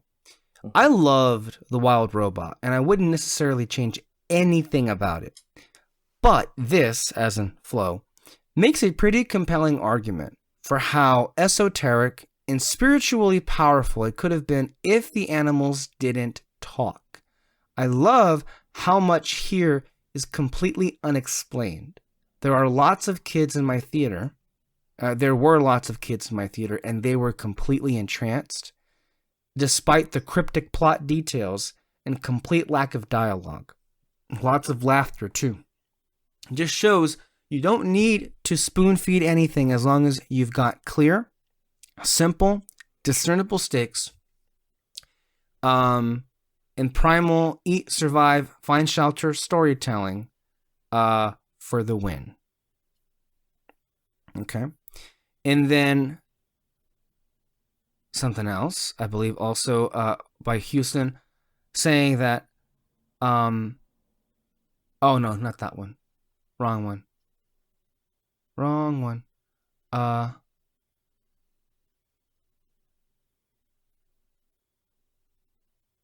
Okay, that's it. I'm done. Anyway, I thought this film was completely mesmerizing. You know, I kind of was a little bit thrown off at first by the look of the animation because I was like, wait, what? But I kind of got used to it after a while. I think by the end of it, it was like, wow, I actually really liked how it ended up looking. And I knew that I was in for something not necessarily unconventional, but something that is not something that we see all the time. I think it became pretty apparent very early on that there wasn't going to be dialogue. Mm-hmm. We went too far into the movie, and it's like, and the animals, who very clearly are the main focus here, were not speaking. And at that point, I'm like, this is going to be interesting. When was the last time we saw an animated film about animals in which they were actually acting like animals and not so much humans? So that, first of all, they don't talk, and for the most part throughout the film, the creatures that we do see here more or less act as they would. Although, of course, in reality, if they were to encounter each other, that probably would be quite a horrific ending for everybody involved. And that's not what happens here, so it's not necessarily a true, I guess, just telling of like what would actually happen here.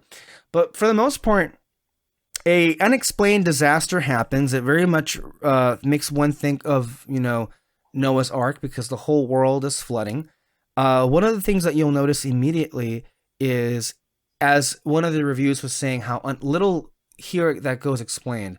We're in a post-humanist world where there's just animals left. But it's very recent. Yeah. Because there's still The signs of them remnants everywhere. of civilization, yeah. It's very, very recent. We're not like we're eons removed from it. It's just very much recent.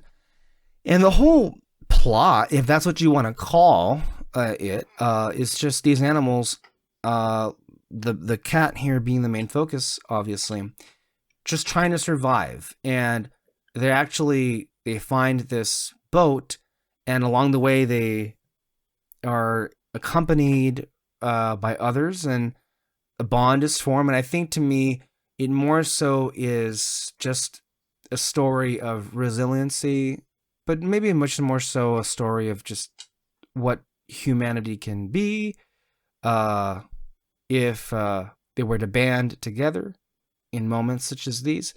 I thought there were quite a number of moving moments in this that were just, my attention was captured the entire way through. And at no point did I feel Okay, we get it. Okay, we get it. Here we go. Let's go. Let's go. Let's go. It's not very long. In fact, I want to say, and I think that's to its favor, obviously. If I see here, what was it, Peter? Was it only an hour and 20? It was an hour 40. You lied Was to it me. an hour? Was it an hour 40? Yes. Huh. No, I didn't lie to you. I gave you the exact minutes. If you got the mathematic calculations wrong, it wasn't me. No, I gave you the exact minutes that was displayed 85 minutes. on the act. Yes, 85 minutes. So what is that? Let me see. You said it was It's an under hour 80 20. minutes. I swear it said it was 40 minutes when we saw it. Did you just say 40? 1 hour 40 minutes. Isn't that 85? If an hour is 60 minutes and you put in 25 minutes after an hour, we're looking at an hour 25 minutes. 1.4? Okay. Anywho, I think this is one of those rare movies that ends up doing some pretty artsy stuff in terms of like its whole direction of like having no dialogue. And yet somehow I think this is going to end up being one of those films that's for everyone, I think. This is really good storytelling, and sometimes I think it goes to show you that dialogue isn't always required. Now, of course, there will be a general amount of people who are like, boring, I don't care. Okay, fine. But I just think that if you're a fan of animation, I think you'll be swept up by it. There are some genuine moments here. And also, there were some pretty interesting animated moments in this film that were kind of terrifying, especially with how the ocean swallows everything up, and then when certain characters fall off of the boat, and I definitely felt those moments. So, Peter, it is now your turn to contribute to this particular commentary. Here's the thing. If you don't like watching a cat in distress, it's a tough watch, because it's just a whole movie of a cat just in genuine distress, crying. I don't think there's a happy meow once in the goddamn movie. It starts and it's just that poor goddamn cat. It reminds me a lot of like indie video games that you'll see from like these smaller studios. Well, they'll take these like small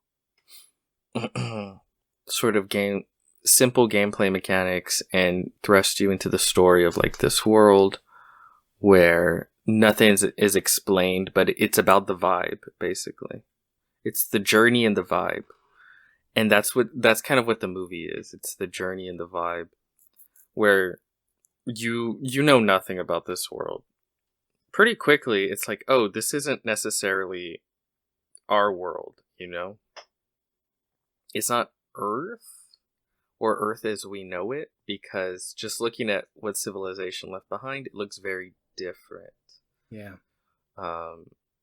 Than what we know, technically, yeah. But yeah, it's about sort of the beauty of the animation. So much of the sound design. The sound design is really good. And the score too. Yeah. Just sort of feeling the journey of these characters, like the fear, the uncertainty. And I think that's why it works, just knowing nothing, because the cat knows nothing. It's just one day they're living at their life, and then the next there's a flood, and you know, what do you do? Where do you go? How do you eat? It's just really interesting to see these animals sort of survive, you know, band together and survive in this unknowable situation to them. If there was any criticism, it's just at a certain point, they kind of, to a certain extent, abandon the premise, and the animals act a little bit more human than because at first they're acting like 100% the way animals would, especially like the dogs and the cat. The capybara is chill as fuck, you know, like they act like animals would, right? But then at a certain point, they get a little bit more human, where like they're actively steering the boat. Right. You know what I mean? And there's even like, I don't want to give away some of it, but it gets a little bit more like they're not acting quite animal-like. You know what I mean? It's a little bit above, and usually this wouldn't bother me, but they did such a good job of just being like, no, like these are just animals. You know, there's not a hint of just applying a human identity onto them, and then they kind of go back on that just slightly towards the middle into the end. But you're so bought into their survival, these animals, and man, it was just a stressful film for me. It really was. It was genuinely stressful. It really was. I don't know what I was expecting, honestly, when I walked into it, but I think our initial feelings walking out, you were saying to me, it's like that was just a whole movie about a cat in distress, and you didn't sound like you were very much enjoying it. So it's like, I mean, it was such a beautiful experience. Yeah. Yes. But it's a stressful. It really is, like, actually. Each new sort of. Also, I have what's it when you're afraid of the ocean? Ooh. Not necessarily the ocean, but like large bodies of water. Yeah. I forgot what the name of that is. I don't know what that name where of it is it's either. Just let me look it up. I didn't realize that was a phobia of yours. Yeah. Let me see. I think if Alexis Moreno were here, she would be like 110% in your corner, and I think it's hilarious. Oh, that she used to work at SeaWorld. Thalassophobia. Thalassophobia? Yeah. THALASSO. It's the fear of large bodies of water, such as the ocean, season. Like, I don't know what it is. There's just something about when you just look. Oh my god, and like just the vastness of this water, and the sight is sort of limited, and you can only see so much within it. I don't know, but no, that's definitely I would say a fear of mine. And so, like, there are moments when they're just like knocked into the water, and you just oh my god! Every time that terrifying. happens, I hold my breath. I'm like, oh god, here we go. And the fucking the animal sounds are so accurate. So like just the crying of the animal. Oh my god! And just every new element, you're just sort of on edge. Like, what's gonna happen every time they introduce a new animal to their group? Every time, just there's a new development in their journey, in their effort to survive. You're just kind of like on edge because anything can happen. This is a story of survival, and by the end, it is interesting. I think because it's about the journey. It's about going through something life changing. You know, not to give it away, but like the last shot is. Oh yeah, that was a good shot.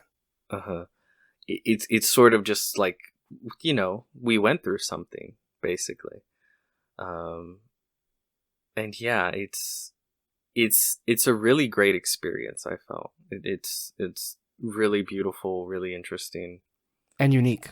Yeah, it's one of those things where I watched it, I was like, oh, I'm really happy I watched it. Like and you can tell it's one of those movies it's not going to get a wide release. It's not going to, well, in so much as it's one of those movies like it will very easily go under everyone's radar.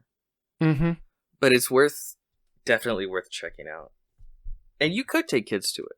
It's stressful, but it's a simple journey, and it does a really great job of communicating kind of a story, like the relationship between these characters, without any dialogue. Like I was Yeah. never lost in sort of the intention or whatever was going on. Except for one moment where I was like, what the fuck was that? And then it just kept going. And I think you know which one it was. The Nirvana moment? Yeah. That was...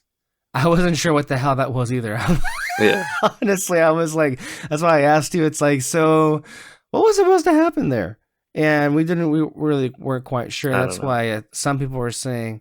yeah, it is a movie that doesn't really care to explain itself. Really ever. It just is. Mhm. And that's where we are. That's kind of the journey of an animal, though, right? Like, Yeah. they have no understanding of the things that happen. They just kind of happen, and then they react and survive. So, I from that point of view, I think it works really well. And I also wanted to see, the New York Film Critics.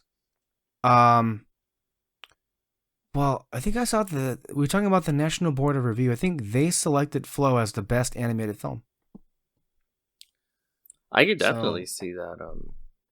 But see, that's the thing. I think it's so under the radar. I don't even know if it would get nominated. I'm gonna say I think it might. I think it's gonna slowly get a little bit of support from the critics groups. And I've already seen it win in a couple of places. And if it gets enough wins, I think it's going to be hard to deny a nomination. We'll see, but I think it's a dark horse. I think we can't dismiss it. I can definitely see it being dismissed in the end, but I think it might be able to make some headways. Who knows? I don't know if this of the animated feature race is a lock this year as it was last time around. Because I feel like if the Oscar is either going to go to this or The Wild Robot. I don't see anything else coming close to these two. Yeah. See, that's the thing. The Wild Robot, it's more mainstream enough where I would see it getting like the nomination and win. And kids are going to love that one. And remember, the kids and the Academy members are going to be, well, my kid liked it, so I got to vote for them. You know, that's how. And it's not like right? it's not also a critic darling as well. So it's like, or deserving. I mean, if it won, it would be very great. Deserving as well. I think it would be. Here's the thing, though. There's no way in hell Inside Out 2 wins anything, right? I hope not. There's also Moana 2. But, okay. Is Moana 2 going to get nominated? Yeah. Maybe. Because Frozen 2 didn't. Frozen 2 didn't get nominated the year that Toy Story 4 did. So when we look at other years where they've had a Pixar sequel and a Disney sequel, it's rare that both get in. The last time I think it's happened, they weren't sequels at all. Zootopia and the first Moana got in together, but they weren't sequels at all. So this is a category where they're not necessarily friendly toward sequels, if we're being honest here. So I don't know if Moana 2 gets in, because quite frankly, I think everybody just accepts that Moana 2 is just a movie. It's just and that's all it was ever going to be. It was just a movie you see once, and then we'll never talk about it ever again. Which I also saw that ticket sales are not doing very good for Mufasa, which is something that we've already been talking about was going to happen. Yeah. Well, that's why you saw those. What was it? Interview snippets with Barry Jenkins, where it's like, all right, the check cleared, the ticket sales are bad. He's like, yeah, it sucked making it. I'm not used to it. Won't do it again. And it's like, what a ringing endorsement. This is the director of the movie. A month before the movie comes out, he's like, yeah, I won't ever do this again. Mm-hmm. I really hope it was a good check. You know what's funny though? If he were Nia DaCosta, by now, Variety, Deadline, and The Hollywood Reporter would have been like slamming them like every which way to Sunday. Mm-hmm. Yeah, it was really disgusting the way they treated her. Mm. Really, and it's really disgusting how you're treating all kinds of like, particularly women of color, like, what the hell did Rachel Zegler ever do to anybody? Why do so many people have a problem with her? Like, talking about your favorite person in the world, Grace Randolph. One of the worst aspects of her, she kind of just goes with the flow. Like, flow. She's, but no, she's kind of someone, when it comes to audience, she's the customer is always right kind of person, I feel. Right? So if enough people say something, she'll think it has a merit just because a lot of people are saying it. And she will give it validity. She'll give it validity, yeah. And she's given validity, I think, to like Rachel Zegler she says bad thing, and it's no different than the whole Brie Larson thing, where it's like you can't for the life of you actually name these terrible things she said or done. It's literally just intense misogyny and hatred. It's like looking for a human sacrifice, basically. Yeah. By the worst people in the world. Rachel Zegler has never said or done anything for any of these people to actually genuinely treat her and talk about her the way that they do. But it's just straight up misogyny. Like there's really no other word for it. It's the same thing with Brie Larson.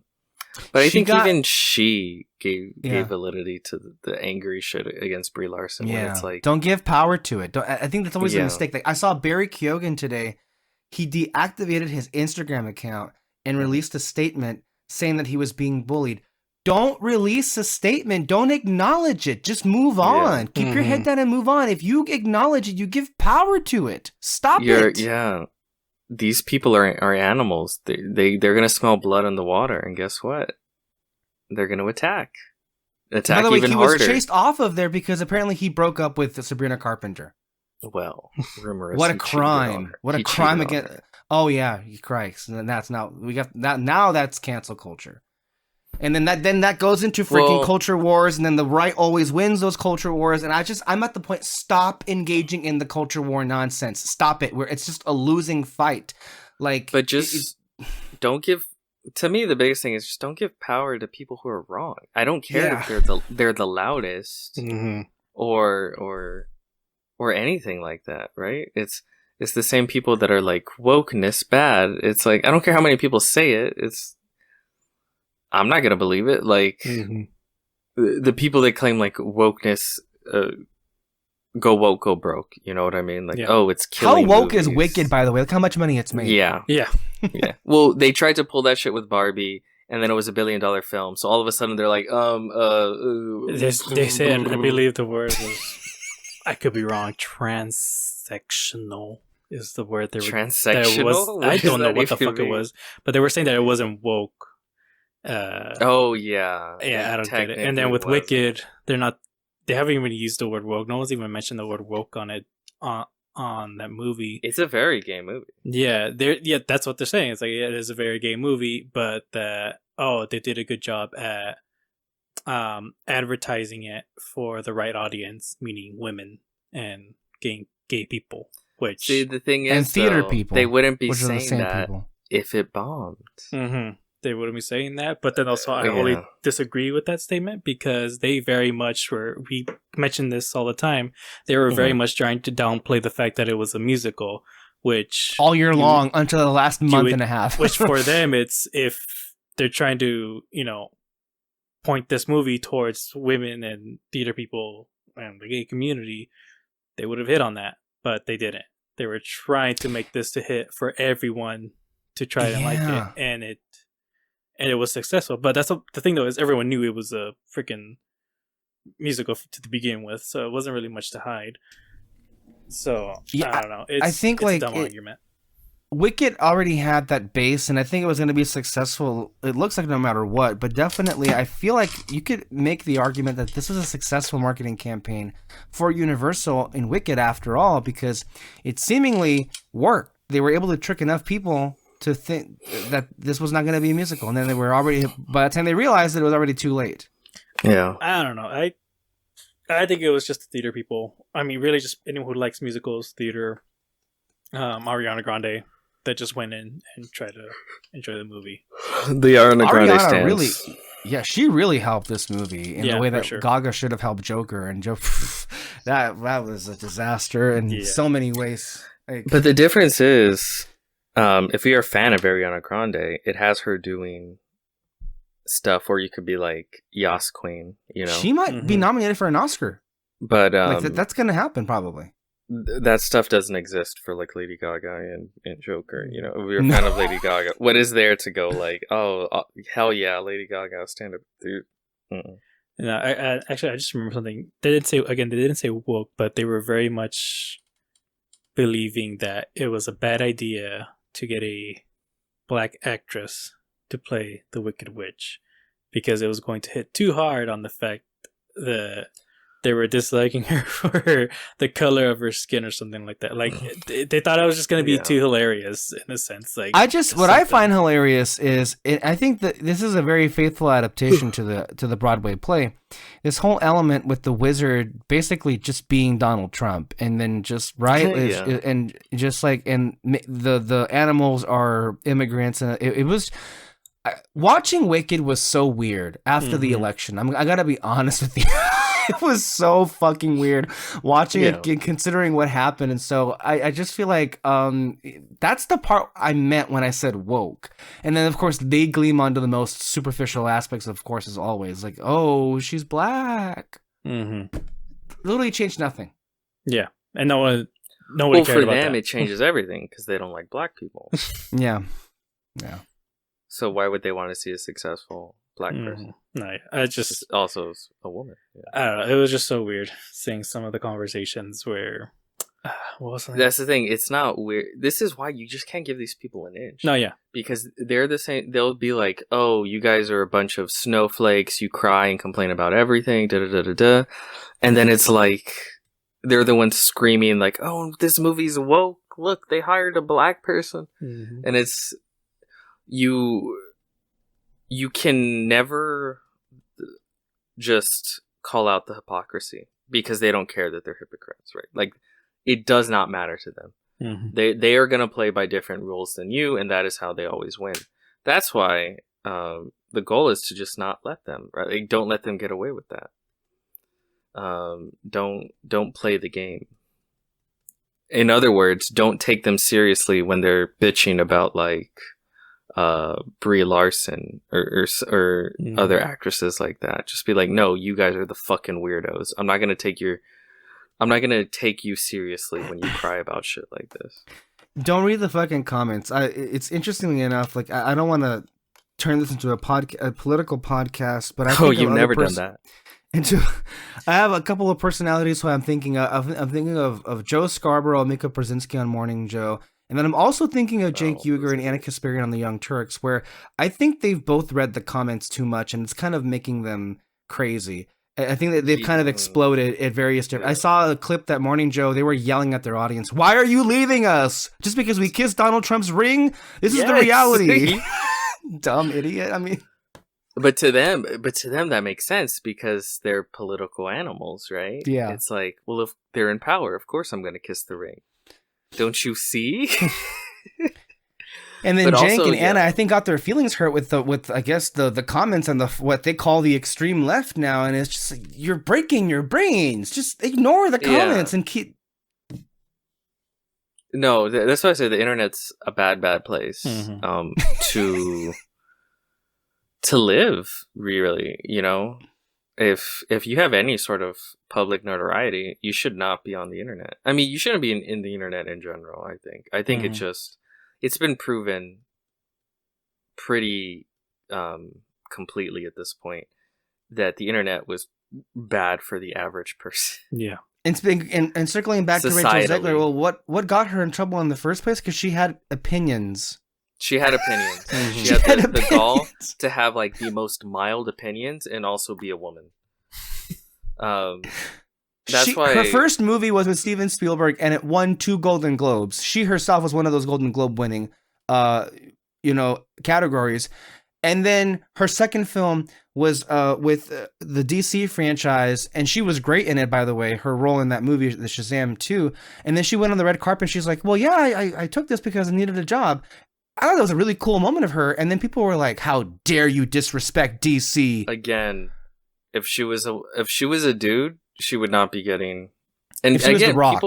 people get mad when you point out like misogynistic shit, and it's like, don't be a snowflake. Yeah. This shit's real.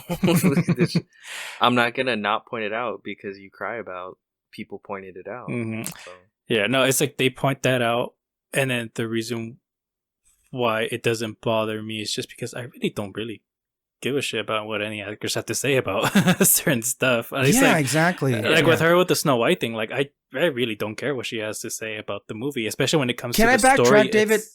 Yeah. David, let me backtrack on that one before you go to Snow White, because in between Snow White and Shazam, there was also this movie called The Hunger Games, which I believe people were.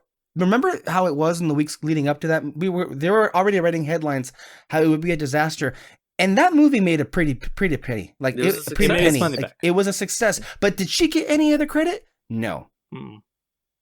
So, and now when it comes to these comments, earlier this year we did a commentary on the live action Little Mermaid. And we were saying like, well, how come Halle Bailey got a pass with some pretty dumb comments she said about the Little Mermaid, but Rachel Zegler here, I don't know if they're dumb or whatever, but whatever comments there were, people were scorching her ass. Mhm. But when it came to Halle Bailey, bravo.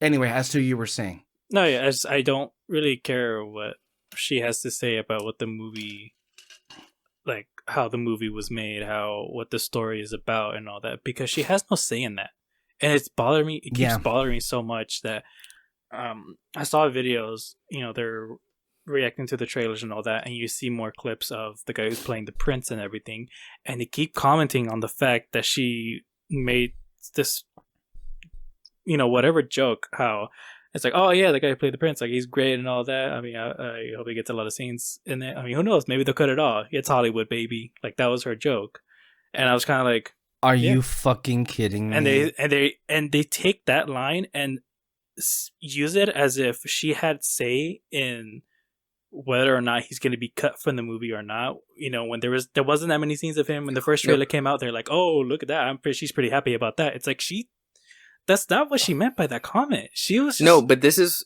what I mean, where it's deliberate, right? Mhm. Like these people know what they're doing. Yeah. They're creating. This is how you create a hate campaign, Mhm. right? It's a Coolsville sucks moment. If you've ever seen Scooby-Doo 2: Monsters Unleashed, where Fred is like, you're just trying to make it seem like I think that Coolsville sucks, and then the reporter runs. Yeah. It's like. Fred of the Mystery Inc. had this to say: Coolsville sucks. This is why it's like I'm not taking any of their criticisms seriously, Mhm. because it's all the very people that claim they don't want politics in their films. Every action they do is political when it comes to film. They are creating a hate campaign for political purposes The against action this one itself person. of complaining about progressive Yeah. politics in and of itself is political. It's a political, yeah. Mhm. That's why it's like it's all deliberate. They know they're lying. They know that they are creating narratives that don't exist, but it suits them. It makes them money, Mhm. and it pushes their far right misogynistic political beliefs. So they continue to do it. That's why it's like. That's why I don't like when people sort of try and take them seriously, like, Mhm. their feelings are hurt. Fuck their feelings. Yeah. Go cry about it, weak bitches. Yeah, I don't know. And the thing I also wanted to say, what I also noticed as well is there's just been this piling on all over the place. It wasn't just Grace Randolph. I even saw people like John Roca and Christian Harloff jump on this bandwagon of No, hearing that's Rachel what I Zegler. mean. Like, I don't.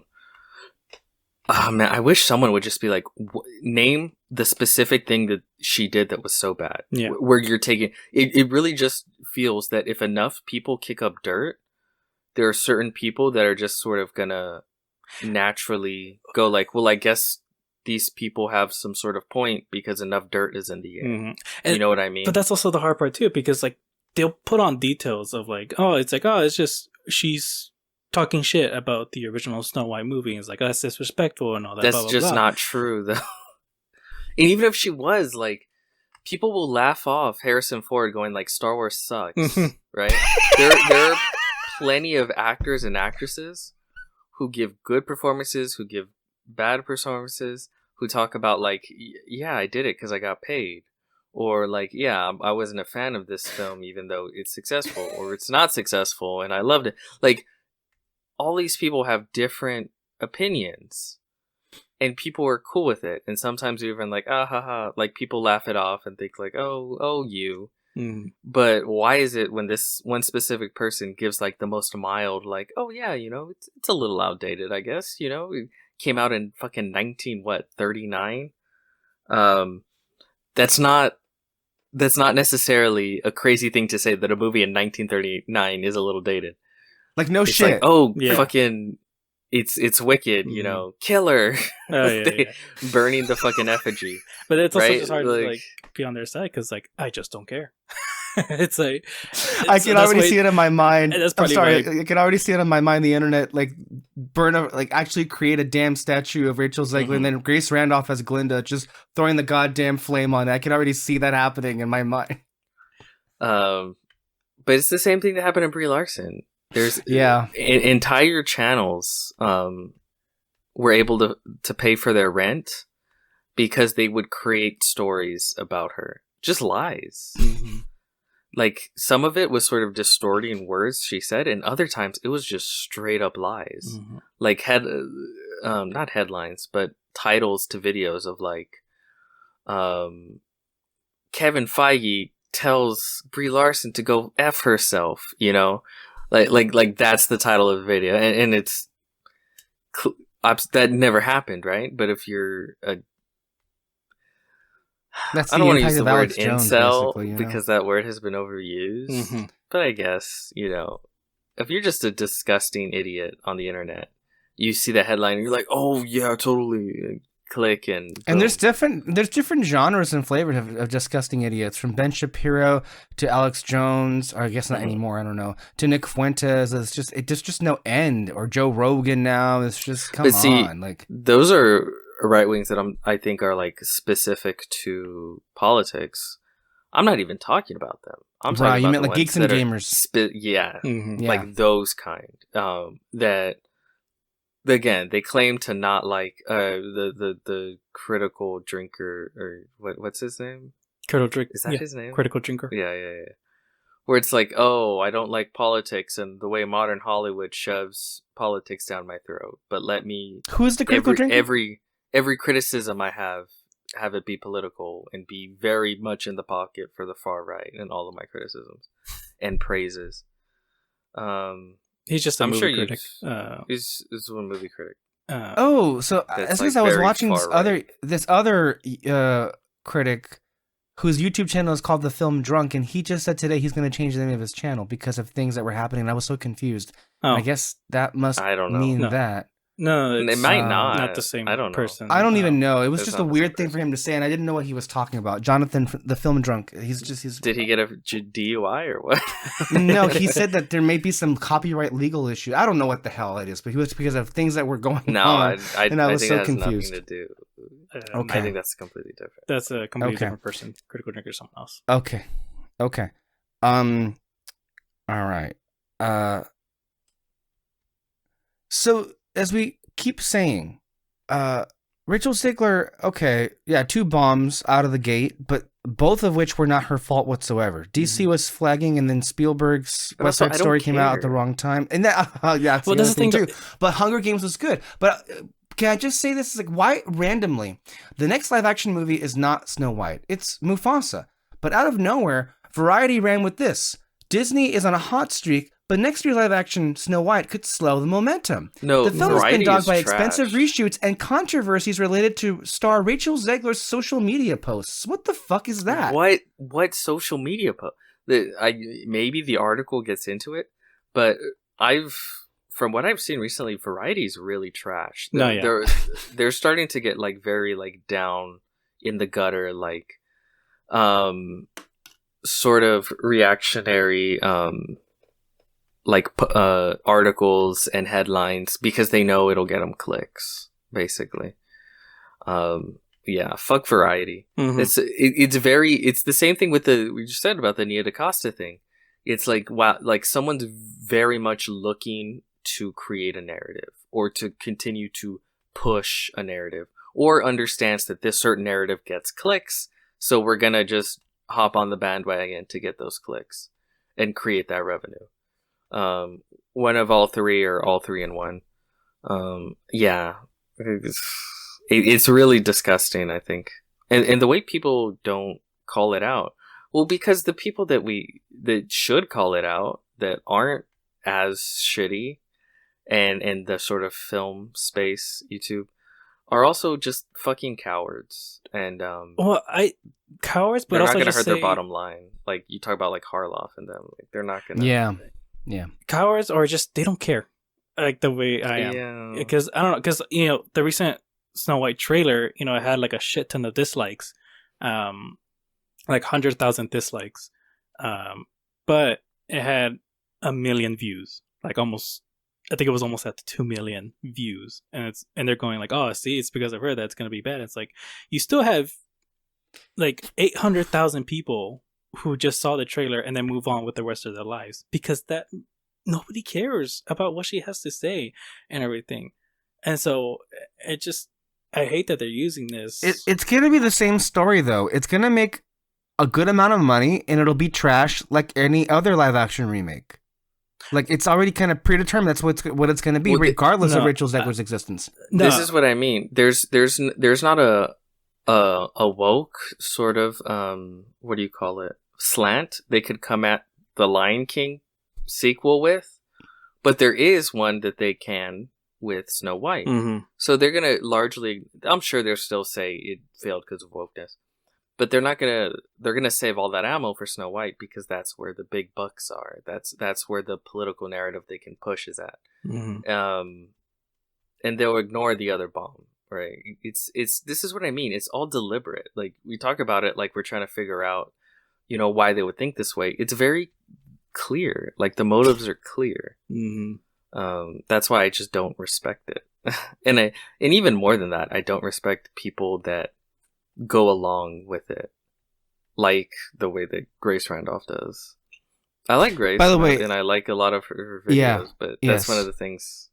She's definitely not alone in that. Yeah. Yeah. Real quick, what's it called?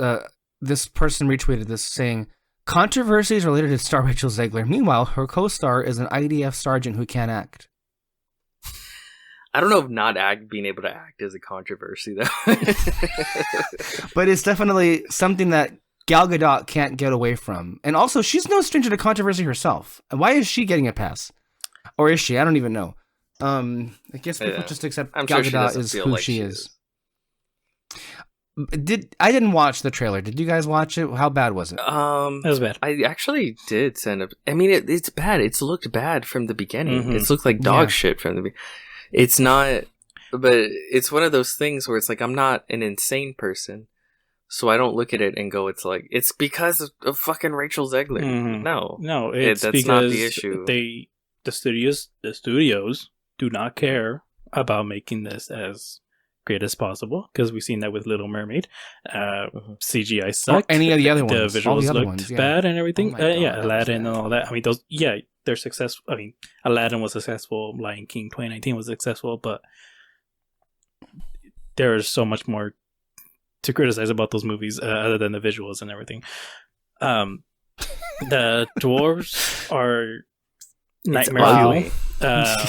It's one of the ugliest movies. And literally, Rachel Zegler is going to be the only good thing about the movie, because she is a good actress and a good singer. Yeah, and a great singer. Great singer, for sure. The dress is kind of growing on me. I hated the leaks that came out about it, but when you see it in the movie, they did. Maybe they like added saturation or something, I don't know, to the dress and all that. But it's a little bit more darker blue, and it's kind of growing on me. So there's that. I still hate her hair. The hair looks horrible. Why'd they make it short? Wasn't her hair short in the I animated? thought it Her is hair, short. Wait, her hair's who? short in the animated movie, but it doesn't look good on Rachel Zegler. Sorry. Oh, okay. It was like, Yeah, okay. I don't know. It's just everything else is so ugly. I didn't even look at the dress. No, yeah. Like, just visually, it's just CG vomit. Mhm. Like, vomit.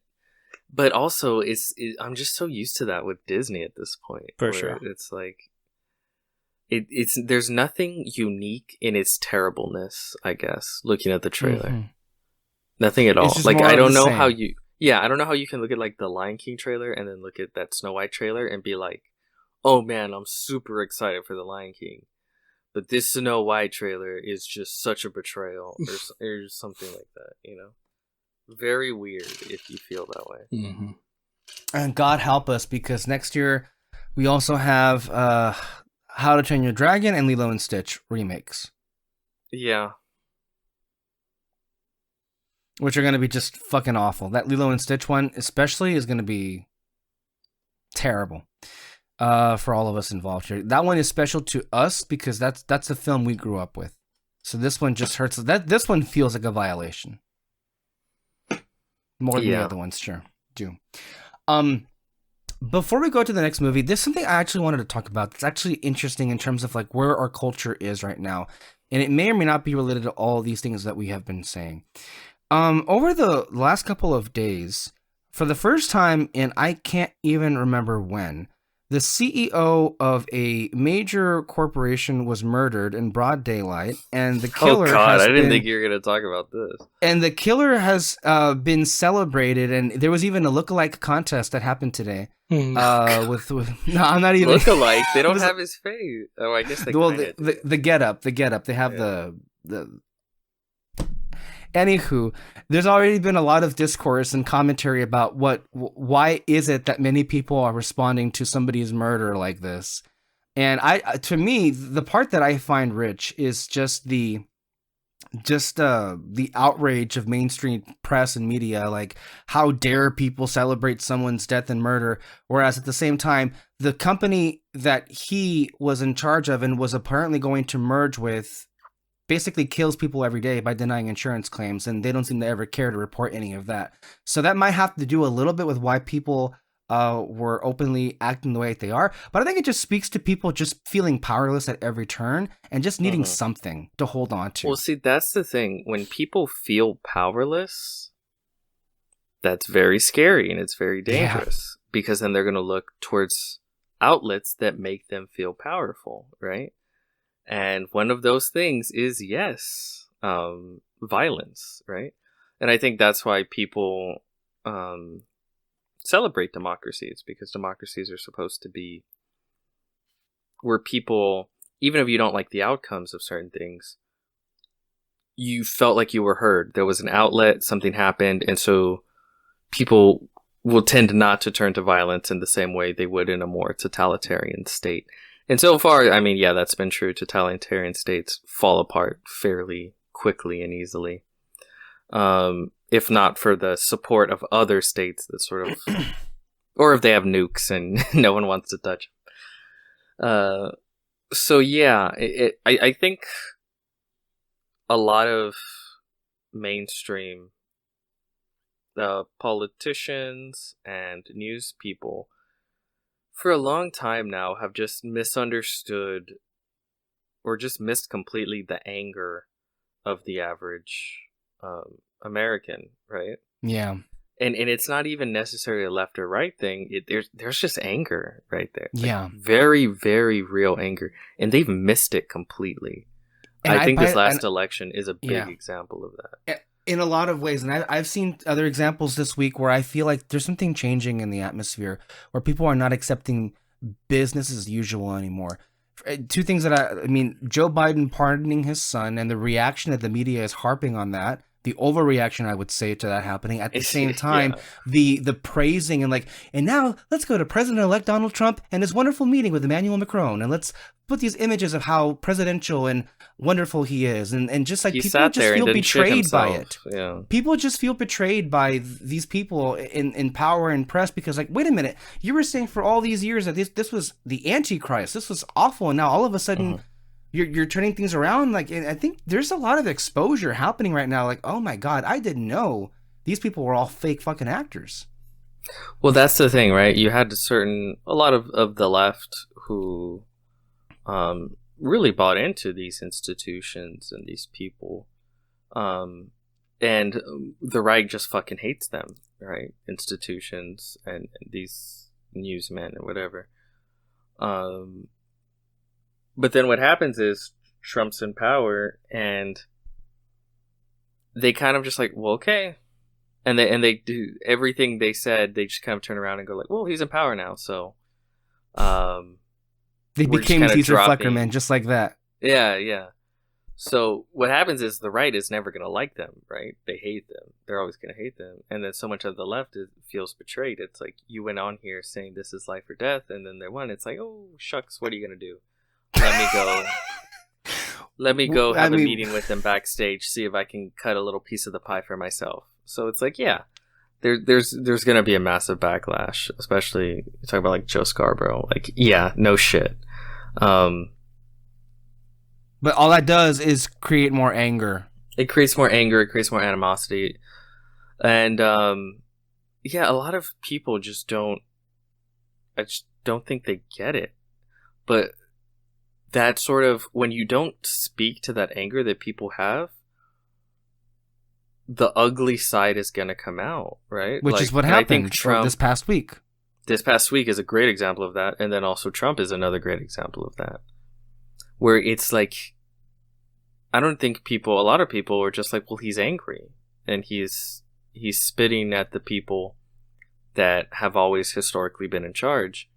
And I'm angry, so I guess I'll turn to him.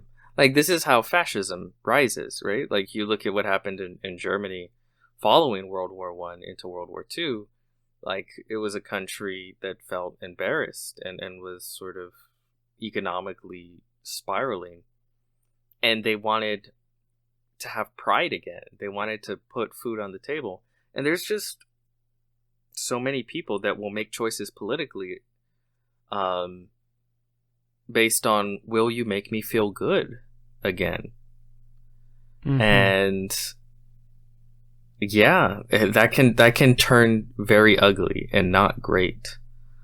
But watch, and all of a sudden, it's also definitely scary, you know? Yes, it's scary, but also notice how the rich all of a sudden were reacting.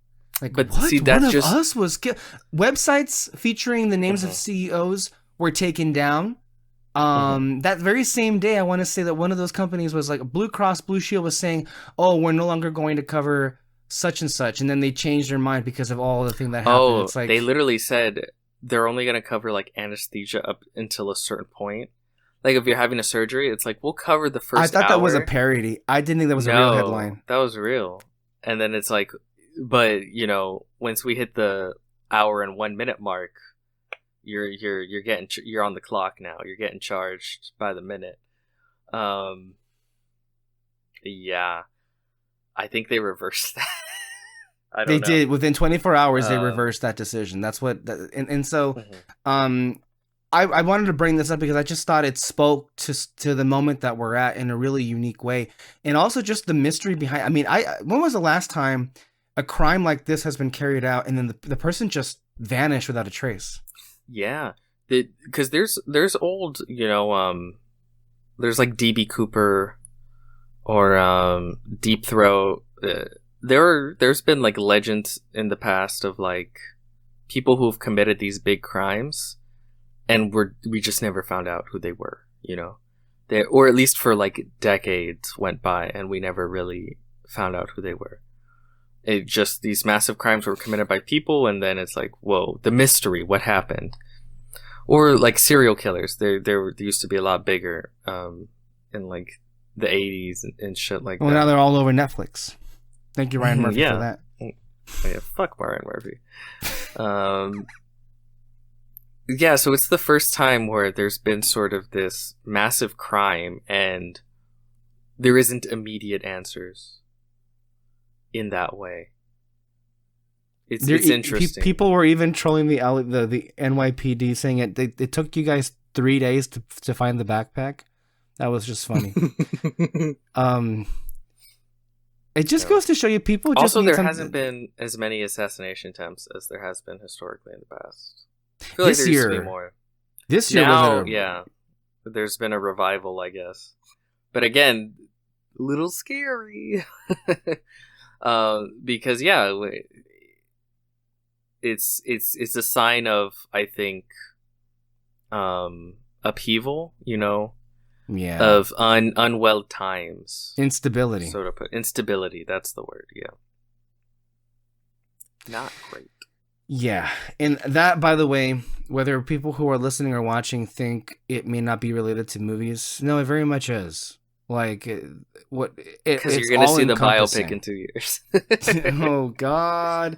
That's not... Because Ryan Murphy's already writing his scripts for the fucking TV show.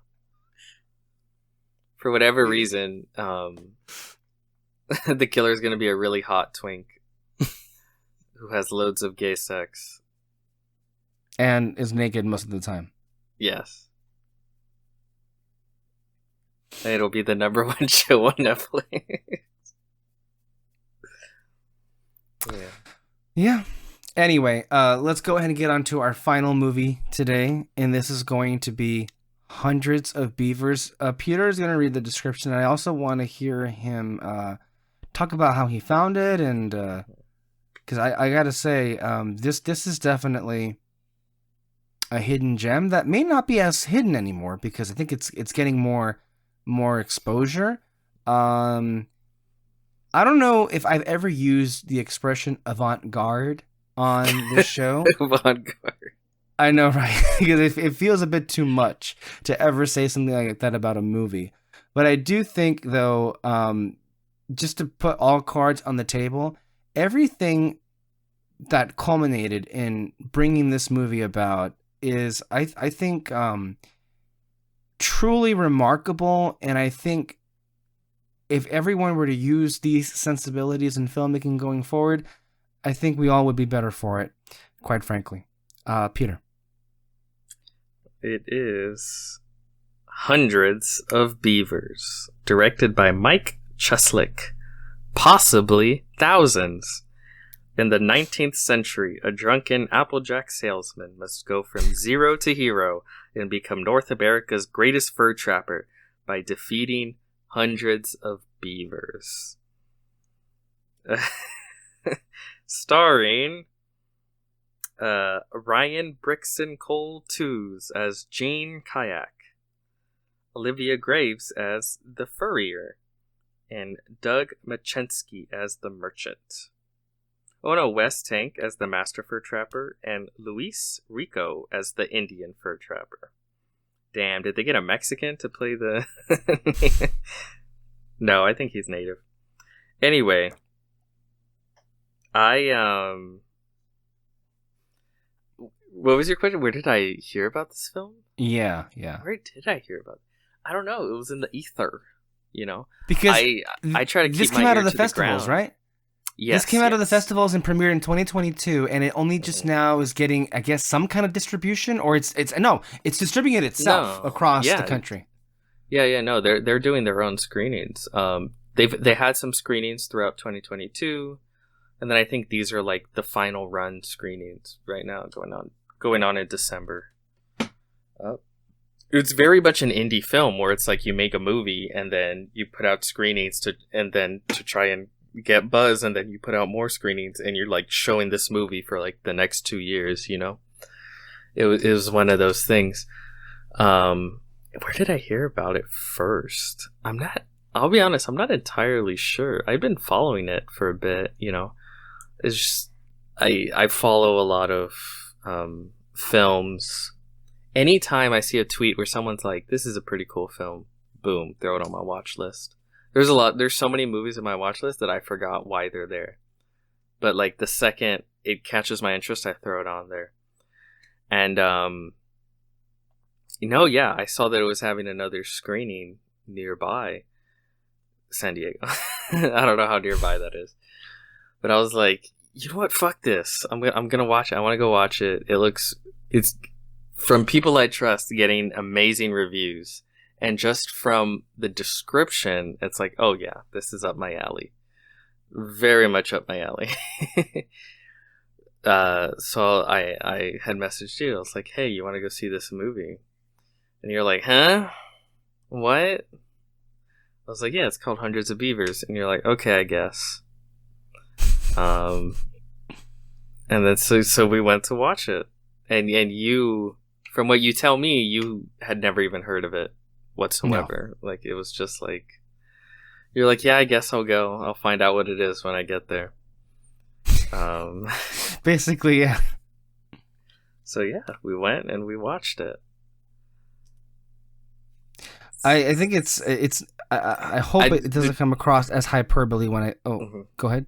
Just very quick, the description for anybody that has an idea, just the idea of what the film is, it's like if someone made a live action Looney Tunes film.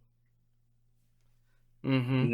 Not Space Jam. We're saying everything is live it's a live action cartoon, like Looney cartoon. Go ahead. Just so people have an idea of what the film is. And this was very much exactly what I think you're getting exactly what you think you might be when you read the description when they say it's a live action Looney Tunes. I think it's very fair to say that this movie is unlike anything you will watch in a while, and I think people should go out of their way to look for something as unique as this. I think to say a little bit about the double feature that we paired together kind of at the last minute with Flo and this, it ended up being a really kind of amazing moment to have two back-to-back films that we saw on the same day that were entirely without dialogue. That I can't say I've ever experienced that until just this most recent moment, and I think it really enriched our day for sure to be able to do that. But I mean, honestly, these days I'm definitely looking for something rather unconventional, or at least something that we haven't seen in quite some time. You know, you were saying that this was, low budget, this was black and white, this was silent, this was slapstick, this was loonies, and I'm like, okay. I guess. Yes, let's go ahead and do it, because what is the alternative? The alternative is most of what we're getting nowadays, and some of it is pretty good, some of it's pretty okay, some of it's pretty bad. So I think it's whenever a film tries to do something that is really away from what everybody else is doing, that should make you kind of perk your head up and look around and see, okay, what is this all about? And I think even then, you and I weren't not quite at all prepared for what it was that we experienced, because when we walked into this theater, which, by the way, this is actually one of those, I think, kind of like artisan fine, like theaters. Oh, is it? In a way. I mean, it's an older theater, but they also play different kinds of movies. They have mainstream movies in there too, but at least for us, this is a location that we have gone to when they haven't played certain movies around us. In the past, we've seen in that particular theater The Shape of Water, The Post. Yeah. I saw Call Me by Your Name in that theater. I also saw Being the Ricardos and West Side Story, and now, of course, today we saw Hundreds of Beavers on when we watched this movie. So when we walked into it, there was a full crowd, and I was like, oh my God, we're at an event of some sort.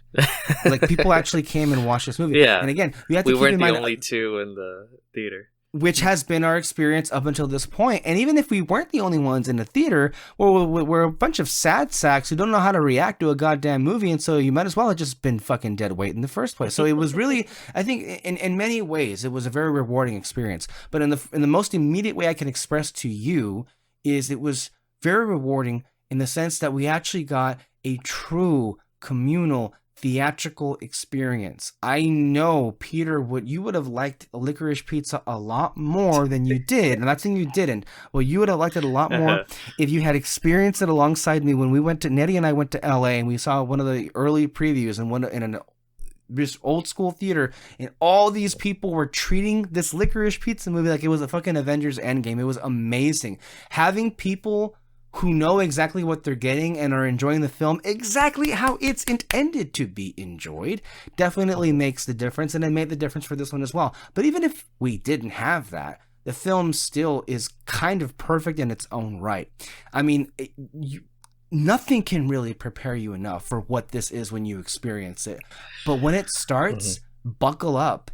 and you're like, this is what we're doing. And then what it successfully is able to do, it builds, and it crescendos into one of the most memorable climax, or maybe not even climax, third acts that I can remember in the long. Like, you have no idea where this thing goes. At first, you think it may be meandering a little bit. No, there's no wasted moment here, and there's obviously no dialogue whatsoever. But everything that is needed to be communicated is communicated perfectly. Even as far as how, we have the beavers or the rabbits are just freaking.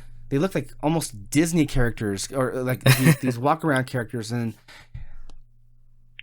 I can't even begin to tell you how perfect this is. And again, we want to say that there's no such thing as a perfect movie or whatever, but for what it's setting out to do,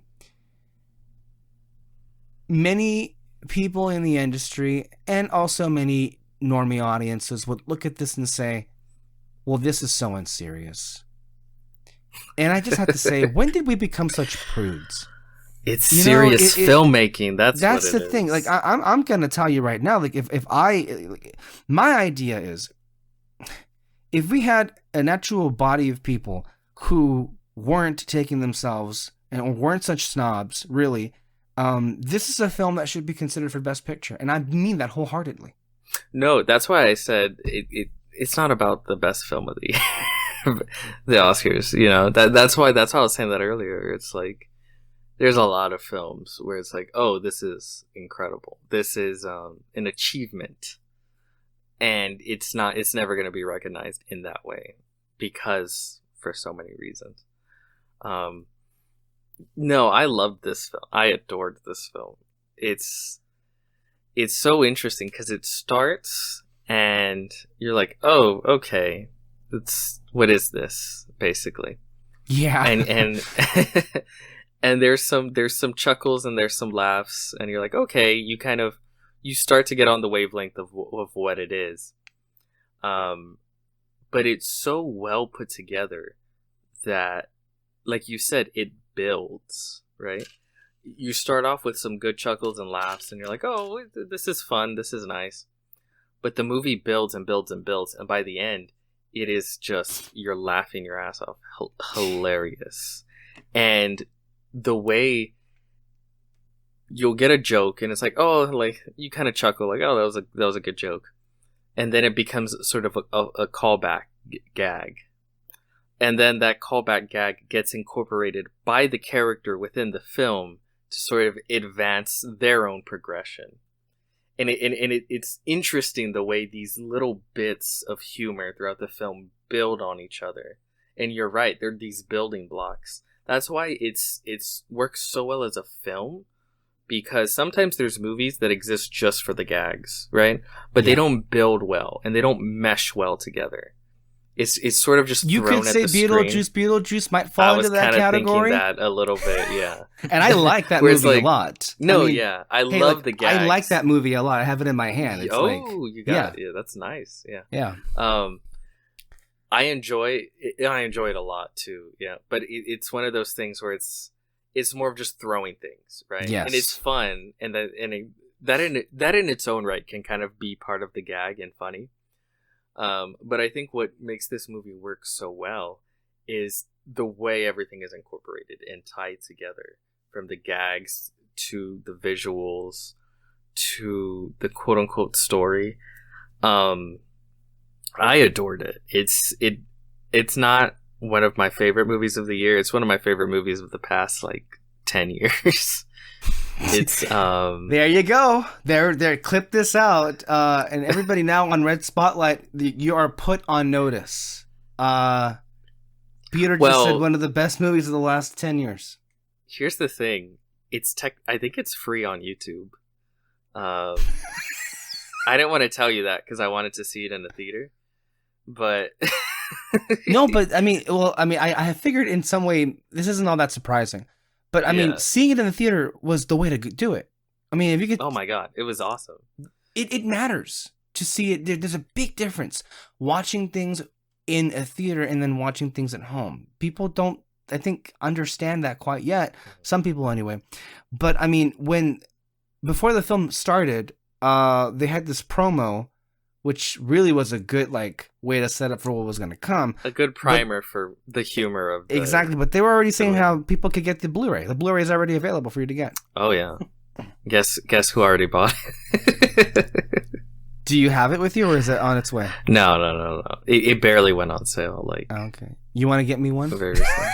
Because I didn't realize it was. I mean, I did realize. I just didn't think to get it. But I'm like, you know, when I experienced it, I was just like, wow, I can't believe what I'm watching. I can't believe how this continues to work and work and work, and I can't believe how everybody in the room was thoroughly enjoying it. There was someone behind us who was laughing so hard, like he was making his part of the theater shake because how hard he was stomping. There were these people behind us that when the credits rolling, she was like, "That was amazing." Everybody there was just like, whatever we just experienced was unlike anything we've seen in quite some time. And I even saw that the director was told some really complimentary things by another director who literally made a Looney Tunes movie, which I'm not sure when It hasn't comes come out yet. That's what I've been looking forward to. I'm not sure when it comes out. There's a new Looney Tunes film with Daffy Duck and Porky Pig, right? Is that? Yeah. It's like aliens invade the Earth or something. Oh God, I'm in. I know. Oh, right? It's right up your alley. Aliens, come on. Right, with Looney Tunes as well. I mean, and also Looney Tunes needs a win. God, I mean, people say how the Muppets have been abused by Disney, and they have, but the Looney Tunes have been like given the shaft by Warner Brothers. Yeah. Come on. No, it's a tough movie to review because I just want people to watch it. Like, yeah. And so much of what I would say would be kind of, you don't want to give away the best gags. You don't want to give away visually what makes it so fun and so unique. Here's another thing. What's cool about it is the influences just aren't Looney Tunes and old, right. There's a lot of like very clearly like Buster Keaton, like those. What about the Three Stooges? The Three Stooges for sure, like those old black and white physical comedy humor in it. There's a lot of video game. It's structured like a video game. Also, I love the look of it. I mean, the black and white definitely adds a lot. I'm sure it's there for budgetary reasons, but you don't feel it that's the reason why. No, you feel like it perfectly. definitely adds to it. Mm-hmm. It like there's so many like visual cues and sounds and sound bites that are like straight out of a Zelda game. There really is. There's literally a shopkeeper that has. This is the most video game shit in the world. And the way that it's structured is kind of like a video game. Like he goes from area to area at some point, and he's sort of just learning and getting better and growing. There's so many fun, interesting visuals and influences, and also so many things that they do, because this is like $100,000 movie. Visually, you can tell it's a super cheap movie, but what they're able to achieve is so cool and so well done. At the same time, though, can we say better cinematography than Wicked?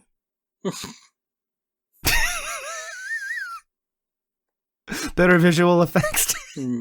I mean, again, it's a dirt cheap movie, but it adds, honestly, to the experience. I don't think at any point do I feel like anything is being taken away because of how much money was actually put into the movie.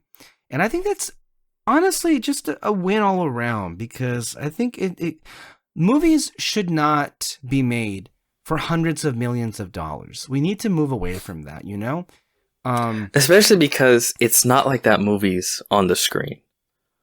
Like if we were getting $250 million films and it looked like it, you're like, holy shit, I have never seen anything like this. This is incredible. Every dollar is on screen. If we were getting films like that, I'd be like, okay, there's at least artistic merit to it. Unless your name's James Cameron, you're not seeing that money on the screen. It's just not there. it's all being lost to like executive dinners, Money fucking- laundering. Money laundering. money laundering, basically. Yeah, like The it's Marvels just not was on the screen. $347 million. The Marvels. Where is that money going? Mhm. It's not on screen.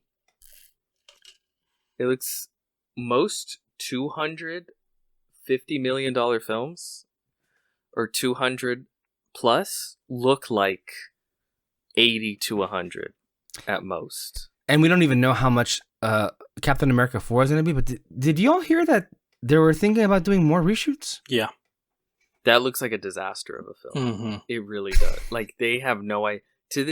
At this point, I still have no idea really what the movie's about. Like, what's the hook? Like, other than Red Hulk, like what is the story? Yeah. What are we doing here? It's just there's a threat. Sam Wilson, Sam's there. yeah, he's trying to be Captain or his own version of Captain America, and then But I already saw a show about that Yeah. that did a pretty good job. Like what's this? Like what is this story? It's I don't nothing. know. And I even saw Grace Randolph suggest that perhaps Marvel should just pull a David Zaslav on this movie. I mean, the trailer's already out. They're not gonna fucking do that. Mhm. If anything, maybe they should have just scrapped the whole movie and started. I guess they kind of did that. I don't know. Well, that's what the maybe- reshoots are with Marvel, right? They just scrap So it and start reshoots from the are, very and beginning. look how bad Play is Yeah. going for that, though. It's like I feel like at this point, anything that they just scrap, you're never gonna see it on screen. Yeah, that's true. So, But I think this is why you see James Gunn. The main thing he pushes is we're not gonna greenlight a film until we have a script we're happy with. Like that is something he pushes hard, and I Yeah. really do think that comes from his time with Marvel, mhm. and really just him seeing a lot of shitty movies getting made because they're just shooting a film and they don't have anything written. They don't have a third act. They have no idea where this story is going. And it's just like, oh, we'll figure it out in post. Doesn't Before it that used to aggravate mean, you, by like- the way, how people continue, like, to this very day say, oh man, the Star Wars sequel trilogy was flawed from the very beginning because there was no plan. And yet these people don't say anything about that with Marvel or DC, with just making movies Again. without having a goddamn script or a story set in place. So many of these criticisms just don't make. Yeah, They're bullshit. They don't make sense. Like, yeah. With hundreds of beavers, not to get too derailed from there. Here's Patrick Willems saying a masterpiece. So many fucking beavers. More genius gags than I've seen in the entire past decade of movies. Also, secretly the best video game movie, not based on a video game ever. Also, I love that they clearly went, we're gonna beat Drive My Car and RRR for longest time before the title appears, and they pulled it off. I was like, See, that's one of the things where it's like, there's so many things I'd want to talk about, but it's like, do I spoil it? I don't know. That title drop was beautiful. Like the second it happened, I wanted to pull a Kyle and stand up and clap. by the way, can we also mention, Kyle, you called it with Idina Menzel and Krista Chenoweth and Wicked. wait, he knew He they were knew gonna. what he was- So when we were in the theater and we watched Wicked, when Idina and Kristen came on the movie, Peter said to me, "This is the part where Kyle stand up and clapped." And then Kyle in the comments later on he went out of his way to mention that moment as something that he liked. Which Okay, I is- remember now. Yeah. I have one here. Ryan McQuaid. The attention to every little detail is what makes this thing work so well. Laughed a lot, but also found it supremely inspiring from the standpoint of getting an That's idea the thing. vision made Mhm. within clear limitations and still not compromising the film being made. It's clearly a very, very cheap film. Like, the effects are really cheap, but they're done in such a way where it just works. Yeah. Everything works. And it contributes to the gag. Nothing is compromised. And the way that they're able to sort of use those limitations as not a crutch, but as a tool, as a hammer to create something really more awesome. I love it. Like the fish. I don't know if you noticed those like very clear like hand puppets. Yeah, You know what I mean? yeah. And stuff like that. I was looking. That was one of the reasons why I got the Blu-ray. That They what were do you call teasing it? all these bonus features on that Blu-ray, and I'm Well, like, when was the last time anybody teased the bonus features on a Blu-ray? That was amazing to see that commercial. they're saying they have a version of the movie that as the movie plays, it breaks down how they did it visually. Wow. So the movie's playing and they show like this was him against the green screen. This was us we shot in the woods, and then this is we superimposed the beavers here. You know, and like for the entire film basically. And it just does it. Because visually it's pretty incredible what they accomplish. Right. No, I mean, I was just like, how can you make something look this grand? Like, you made this look like a $100 million movie. Mm-hmm. It was $100,000 movie. Mm-hmm. It was The black and white I think helps a lot. But again, it contributes to the tone so well. It's so by the time it hits the end, I'm just like, and you're right, it crescendos because it starts off kind of slow. yeah. Where he's this Gene Kayak is learning to survive in the wilderness, right? And a lot of slow gags where he's attempting to survive and just getting his ass kicked by the wilderness. But the movie just it sort of grows and grows and grows as he grows as a fur trapper. And that third act, it's just nonstop. Yeah. Nonstop. And it's killer. Yeah.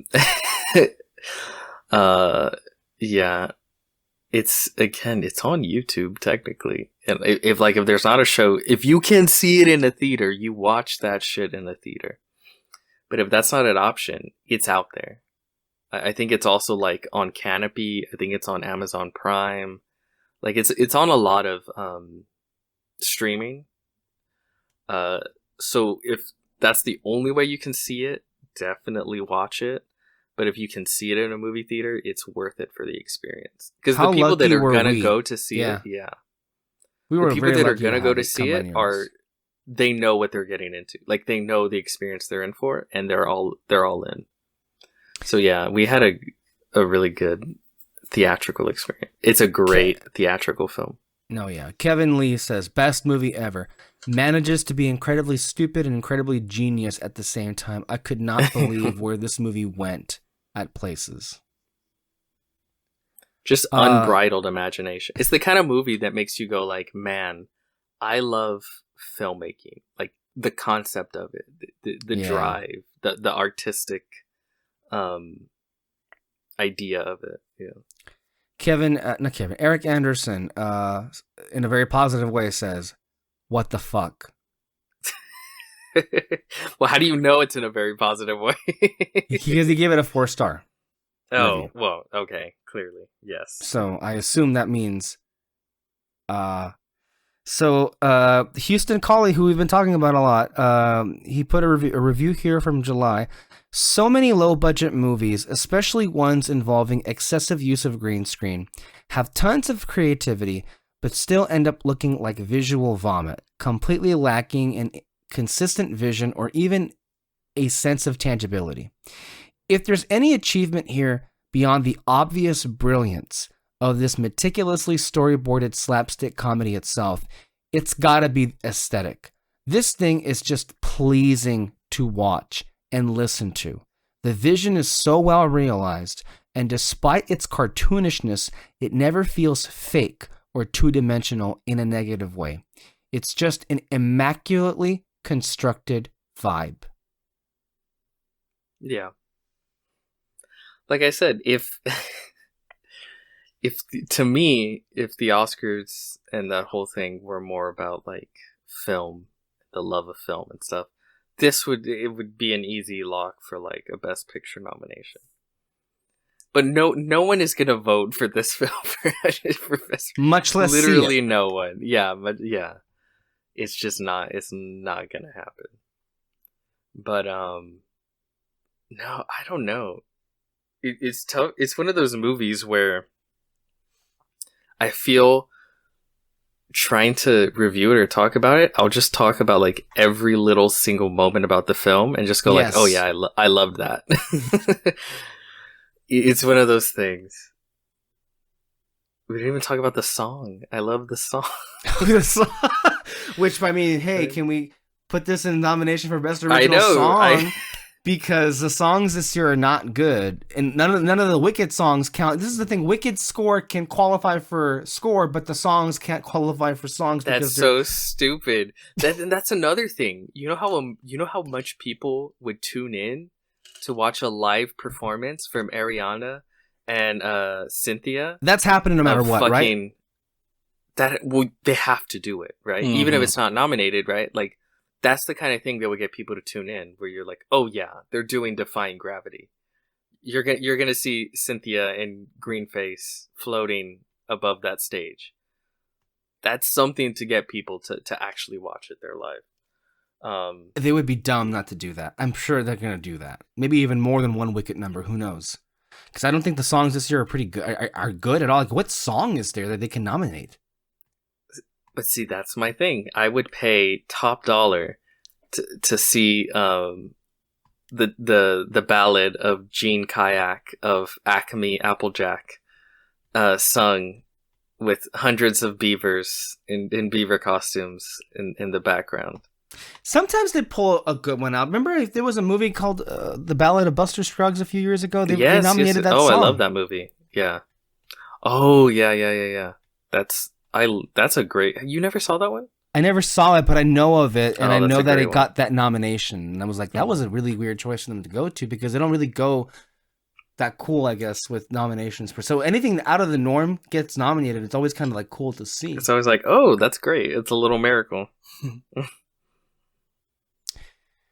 Yeah. Like, also, RRR winning was like not the norm. But man, either. that had such a... By the time it was voting time, that had such a big, like, groundswell push behind it. Yeah. The song Not To, I should say, was the one that won from that movie, RRR. That's a hell... Oh, my God. That's another great film where it's like, you don't gotta look to Hollywood all the time. There's great cinema being made everywhere around you. You just kind of dig for it a little bit. It's just below the surface. Yeah, and like RRR, this is gonna be one we're gonna remember years down the line for sure. Yes, yeah, for sure. Maybe I think if not, this might be one of the new, because I don't know how much mainstream attention this will get, if at all.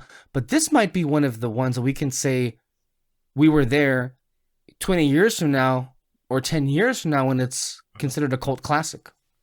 See, if it gets on, it's one of those where I could see it like, if it gets a groundswell push from like, it gets on Netflix or something, and people just start discovering it, I can see it growing a cult following. It's one of those things where you miss the days of like the DVD, yeah, where movies that had like made no money in theaters just got this intense following due to DVD sales and movie rentals and stuff like that. Like a Napoleon Dynamite.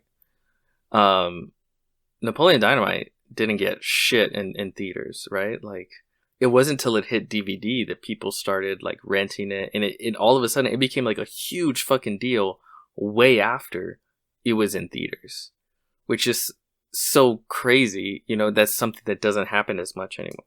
Really, not at all. I mean, DVDs are so profitable. Disney literally made like Moana 2s, but just for DVDs, because that's how much money they made. And then also TV shows, entire shows, their entire existence depended on how well they sold.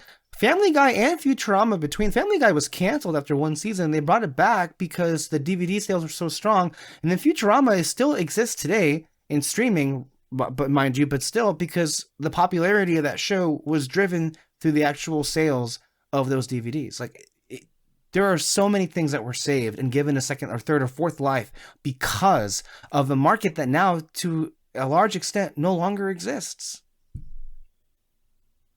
Yeah. It sucks. It's part of that decline, I think, when it comes to the film industry, where it's if you're not hitting that box office weekend, you might as well not exist. You might as well not get made, right? But there's a chance, I'm really hoping that as more people talk about it, because clearly a lot more people are talking about it now. Yes. That it hits a streamer like Netflix, and then people just start playing it, and it becomes this sort of hit. Like, because I could definitely see it, especially if families watch it, because I could see kids loving this movie because it's so silly, and it's nonstop gags. It really is just live action Looney Tune. There's some slight nudity. Just for well, it's not nudity. Slight. There's some skin. There's skin. But it's other than that, I would actually see parents getting more mad at some of the darker humor. Yeah. But it's like, hey, he's a fur trapper. That's what it is. There was dark humor in the Wild Robots. Some animals got viciously ripped apart in there, so it's like you saw. Plus, this is just so cartoony. Like, it's so silly, but it's so funny. No, I think to me, I think the way that it was being sold was not at all like blown out of proportion. This literally is a Bugs Bunny cartoon come to life. It's an Elmer Fudd movie come to life. Yeah, basically, as the star. This is Elmer Fudd's like wicked moment. His origin. Elmer Fudd, a Looney Tunes story. It could be that, yeah. No, I don't know, David. Does any of this sound enticing to you? No, yeah, everything you guys said. It definitely got me curious about it. Still, like, what is it about it that so funny, or at least like what you mean by like structure of the jokes and everything got me curious. How do you know? Are you familiar with slapstick comedy? Do you find that funny, Peter? Can you just what's the best way you can describe or examples of it? I mean, if you like Looney Tunes, like you should like this. I like slapstick comedy. Looney comedies are kind of weird just because I never usually laugh the first time I watch a comedy movie and all that. But once I know what I'm getting into when it comes to these comedies, then I start laughing. So yeah, I wasn't like laughing. I wasn't laughing the whole time, but I was smiling the whole time, and I was like, "Oh, this is really good." I don't have to laugh for it to be funny. Okay. Yeah. It's not like laugh out loud funny all the time. And maybe it is for some people, but I was just like, but it's always amusing and it's always engaging and entertaining. I think that's the point. To me, the jokes always land. Yes. There's very, very few, and they're like a mile a minute, right? Yeah. There was very, very few times where I was like, oh, that didn't land. Or, oh, that wasn't really funny. I'm not like literally ha-haing every single time, but every time I was like, that was well done. That was, and when I'm talking about like it builds on the joke, it's just gags, which starts off, it seems like a very cutesy, funny, like, oh, LOL, like one-off gag. They'll bring it back. It becomes a recurring gag, and then they use that recurring gag in a very literal way. Again, I don't want to. No, yeah. You don't want to spoil too much, but it's like I'm saying. You could pull up YouTube right now, type in hundreds of beavers. I'm pretty sure it's free, or maybe it was for me because I have YouTube Red, or what's it called? Is it still called YouTube Red? You know what? I think I need to give that as a Christmas gift to myself. I think I need to do YouTube Red because these ads are driving me up a wall. They're killer. Yeah. I hate to give in to... Because when I finally got it, it was like admitting defeat. Because for the longest time, it was just spite. Like, fuck you, I'm not paying for you. Fuck your ads, I think what got me was... just YouTube Music too.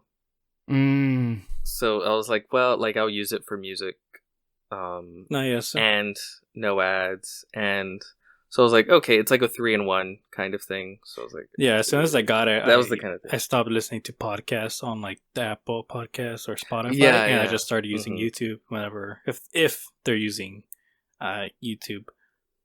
So I started using that, and then I used it for music too. I specifically listen to like music scores or video game. Like, music I'm on and all that, YouTube so- most of my time, and like for me, I love to watch movie reactions with movie reacting channels or show reactions. But god damn it, those ads kill the momentum, and I want to freaking scream. And I think I need to if you fix that issue. if you're for sure watching it like all the time, even if it's just like you're cleaning the house and Every having day. the background. Every day, most of my time on this TV behind me is on YouTube. Okay, then yeah, it's probably worth it for you. You know what it's good for too is like long car rides. Just Mm. because it you can turn, it has that function where the screen doesn't have to be on for it to be playing. Oh, that's Yeah. good to know. So you could, because that was always the thing that's annoying to me, is I'm playing something, I turn off the screen, it shuts off. And then you With can the- use other apps while playing YouTube videos too and all that. So. Yeah, it's like the specific function. Mm-hmm. There was enough there for me to finally go like, okay, and I'm still using it, so it's like, Yeah, clearly. same. It's just the paying for it is the thing. But, yeah, there's so many apps and stuff. It's like I don't want to fall down this hill where I'm paying for 50 different subscriptions. I don't want to pay for things that I had before that were free, but they've just made it such a miserable experience with these ads. That's how they What get choice? you. That's what I mean. It's like giving in to the capitalist monster. I have fallen, but I don't know. Mm-hmm. I'm using it. I'm enjoying it. Yeah. All right. Well, anything else before we end off today? If you haven't seen these movies, but particularly this one, do yourselves a favor and go and venture out and watch it. And you may not even have to. Like, I think Peter, you were just saying that it's just a YouTube click away. And It should we're already there? check it. We'll test it right now. All right, Let's see let if me it's- see. All right, we're gonna do this in real time. Live. Hundreds of beavers. Let's see what we got here. YouTube Red type of thing. YouTube Yes. movies. Oh, is it a YouTube Well, Red type yeah. thing? Let Okay. me see. Actually, you know what? Hold on a minute. I'm looking at here. Hold on. Of course, it's giving me an ad, so we gotta all wait, everybody, because I gotta wait for the two ads to freaking play. I just looked up Hundreds of Beavers, and the first thing that comes up is the trailer. The second thing is Hundreds of Beavers, YouTube movies, No. and TV. Okay. TV. It's no. He's right. It's You free. can watch the movie. It's free, but it's with ads. It's No free ads with with me. ads on YouTube. Not for you because you got YouTube Red, so it's not gonna give you ads. But I'm a basic bitch and I have basic YouTube, so it's gonna give me ads if I want to watch this movie on YouTube. I think the moral How of the many story ads is, does it show it? how many what? No, Does it show doesn't the say- ad the ad count No, it does not. at the bottom? Oh, Dang. Does it? Let me see. Okay. Did they take that out? Because sometimes it does. It has like the yellow like markers where like, oh, this is gonna be an ad. Mm-hmm. No, I know usually it would be on the video. It's not saying that whatsoever. Okay. So there's But it's no there. freaking It's- telling.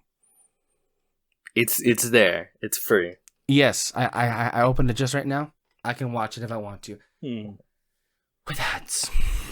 Let's just start the audio commentary now. Okay, so We Go could ahead do- and press play. That would be something, honestly. That would be an experience to do. But then if we did that, we would be here until sorry, 12:30. Tomorrow. yeah, it's already tomorrow. Oh, it's already tomorrow. Yeah. Yeah. Anything else to say? Mm. Go watch it. Go Go buy watch the it. Blu-ray. Go watch it. Go buy the Blu-ray. Imbreathiate this moment, as And Edward breathe. as Edward Norton would say. That's the word he used in Glass Onion. That's obviously a made-up word that Benoit Blanc called out. Thank you all for watching. Thank you all for listening. Stay tuned next time for more on the show that brings you everything coming out of the world of movies. Stay under our red spotlight, and we'll see you guys next time. Bye-bye. Bye.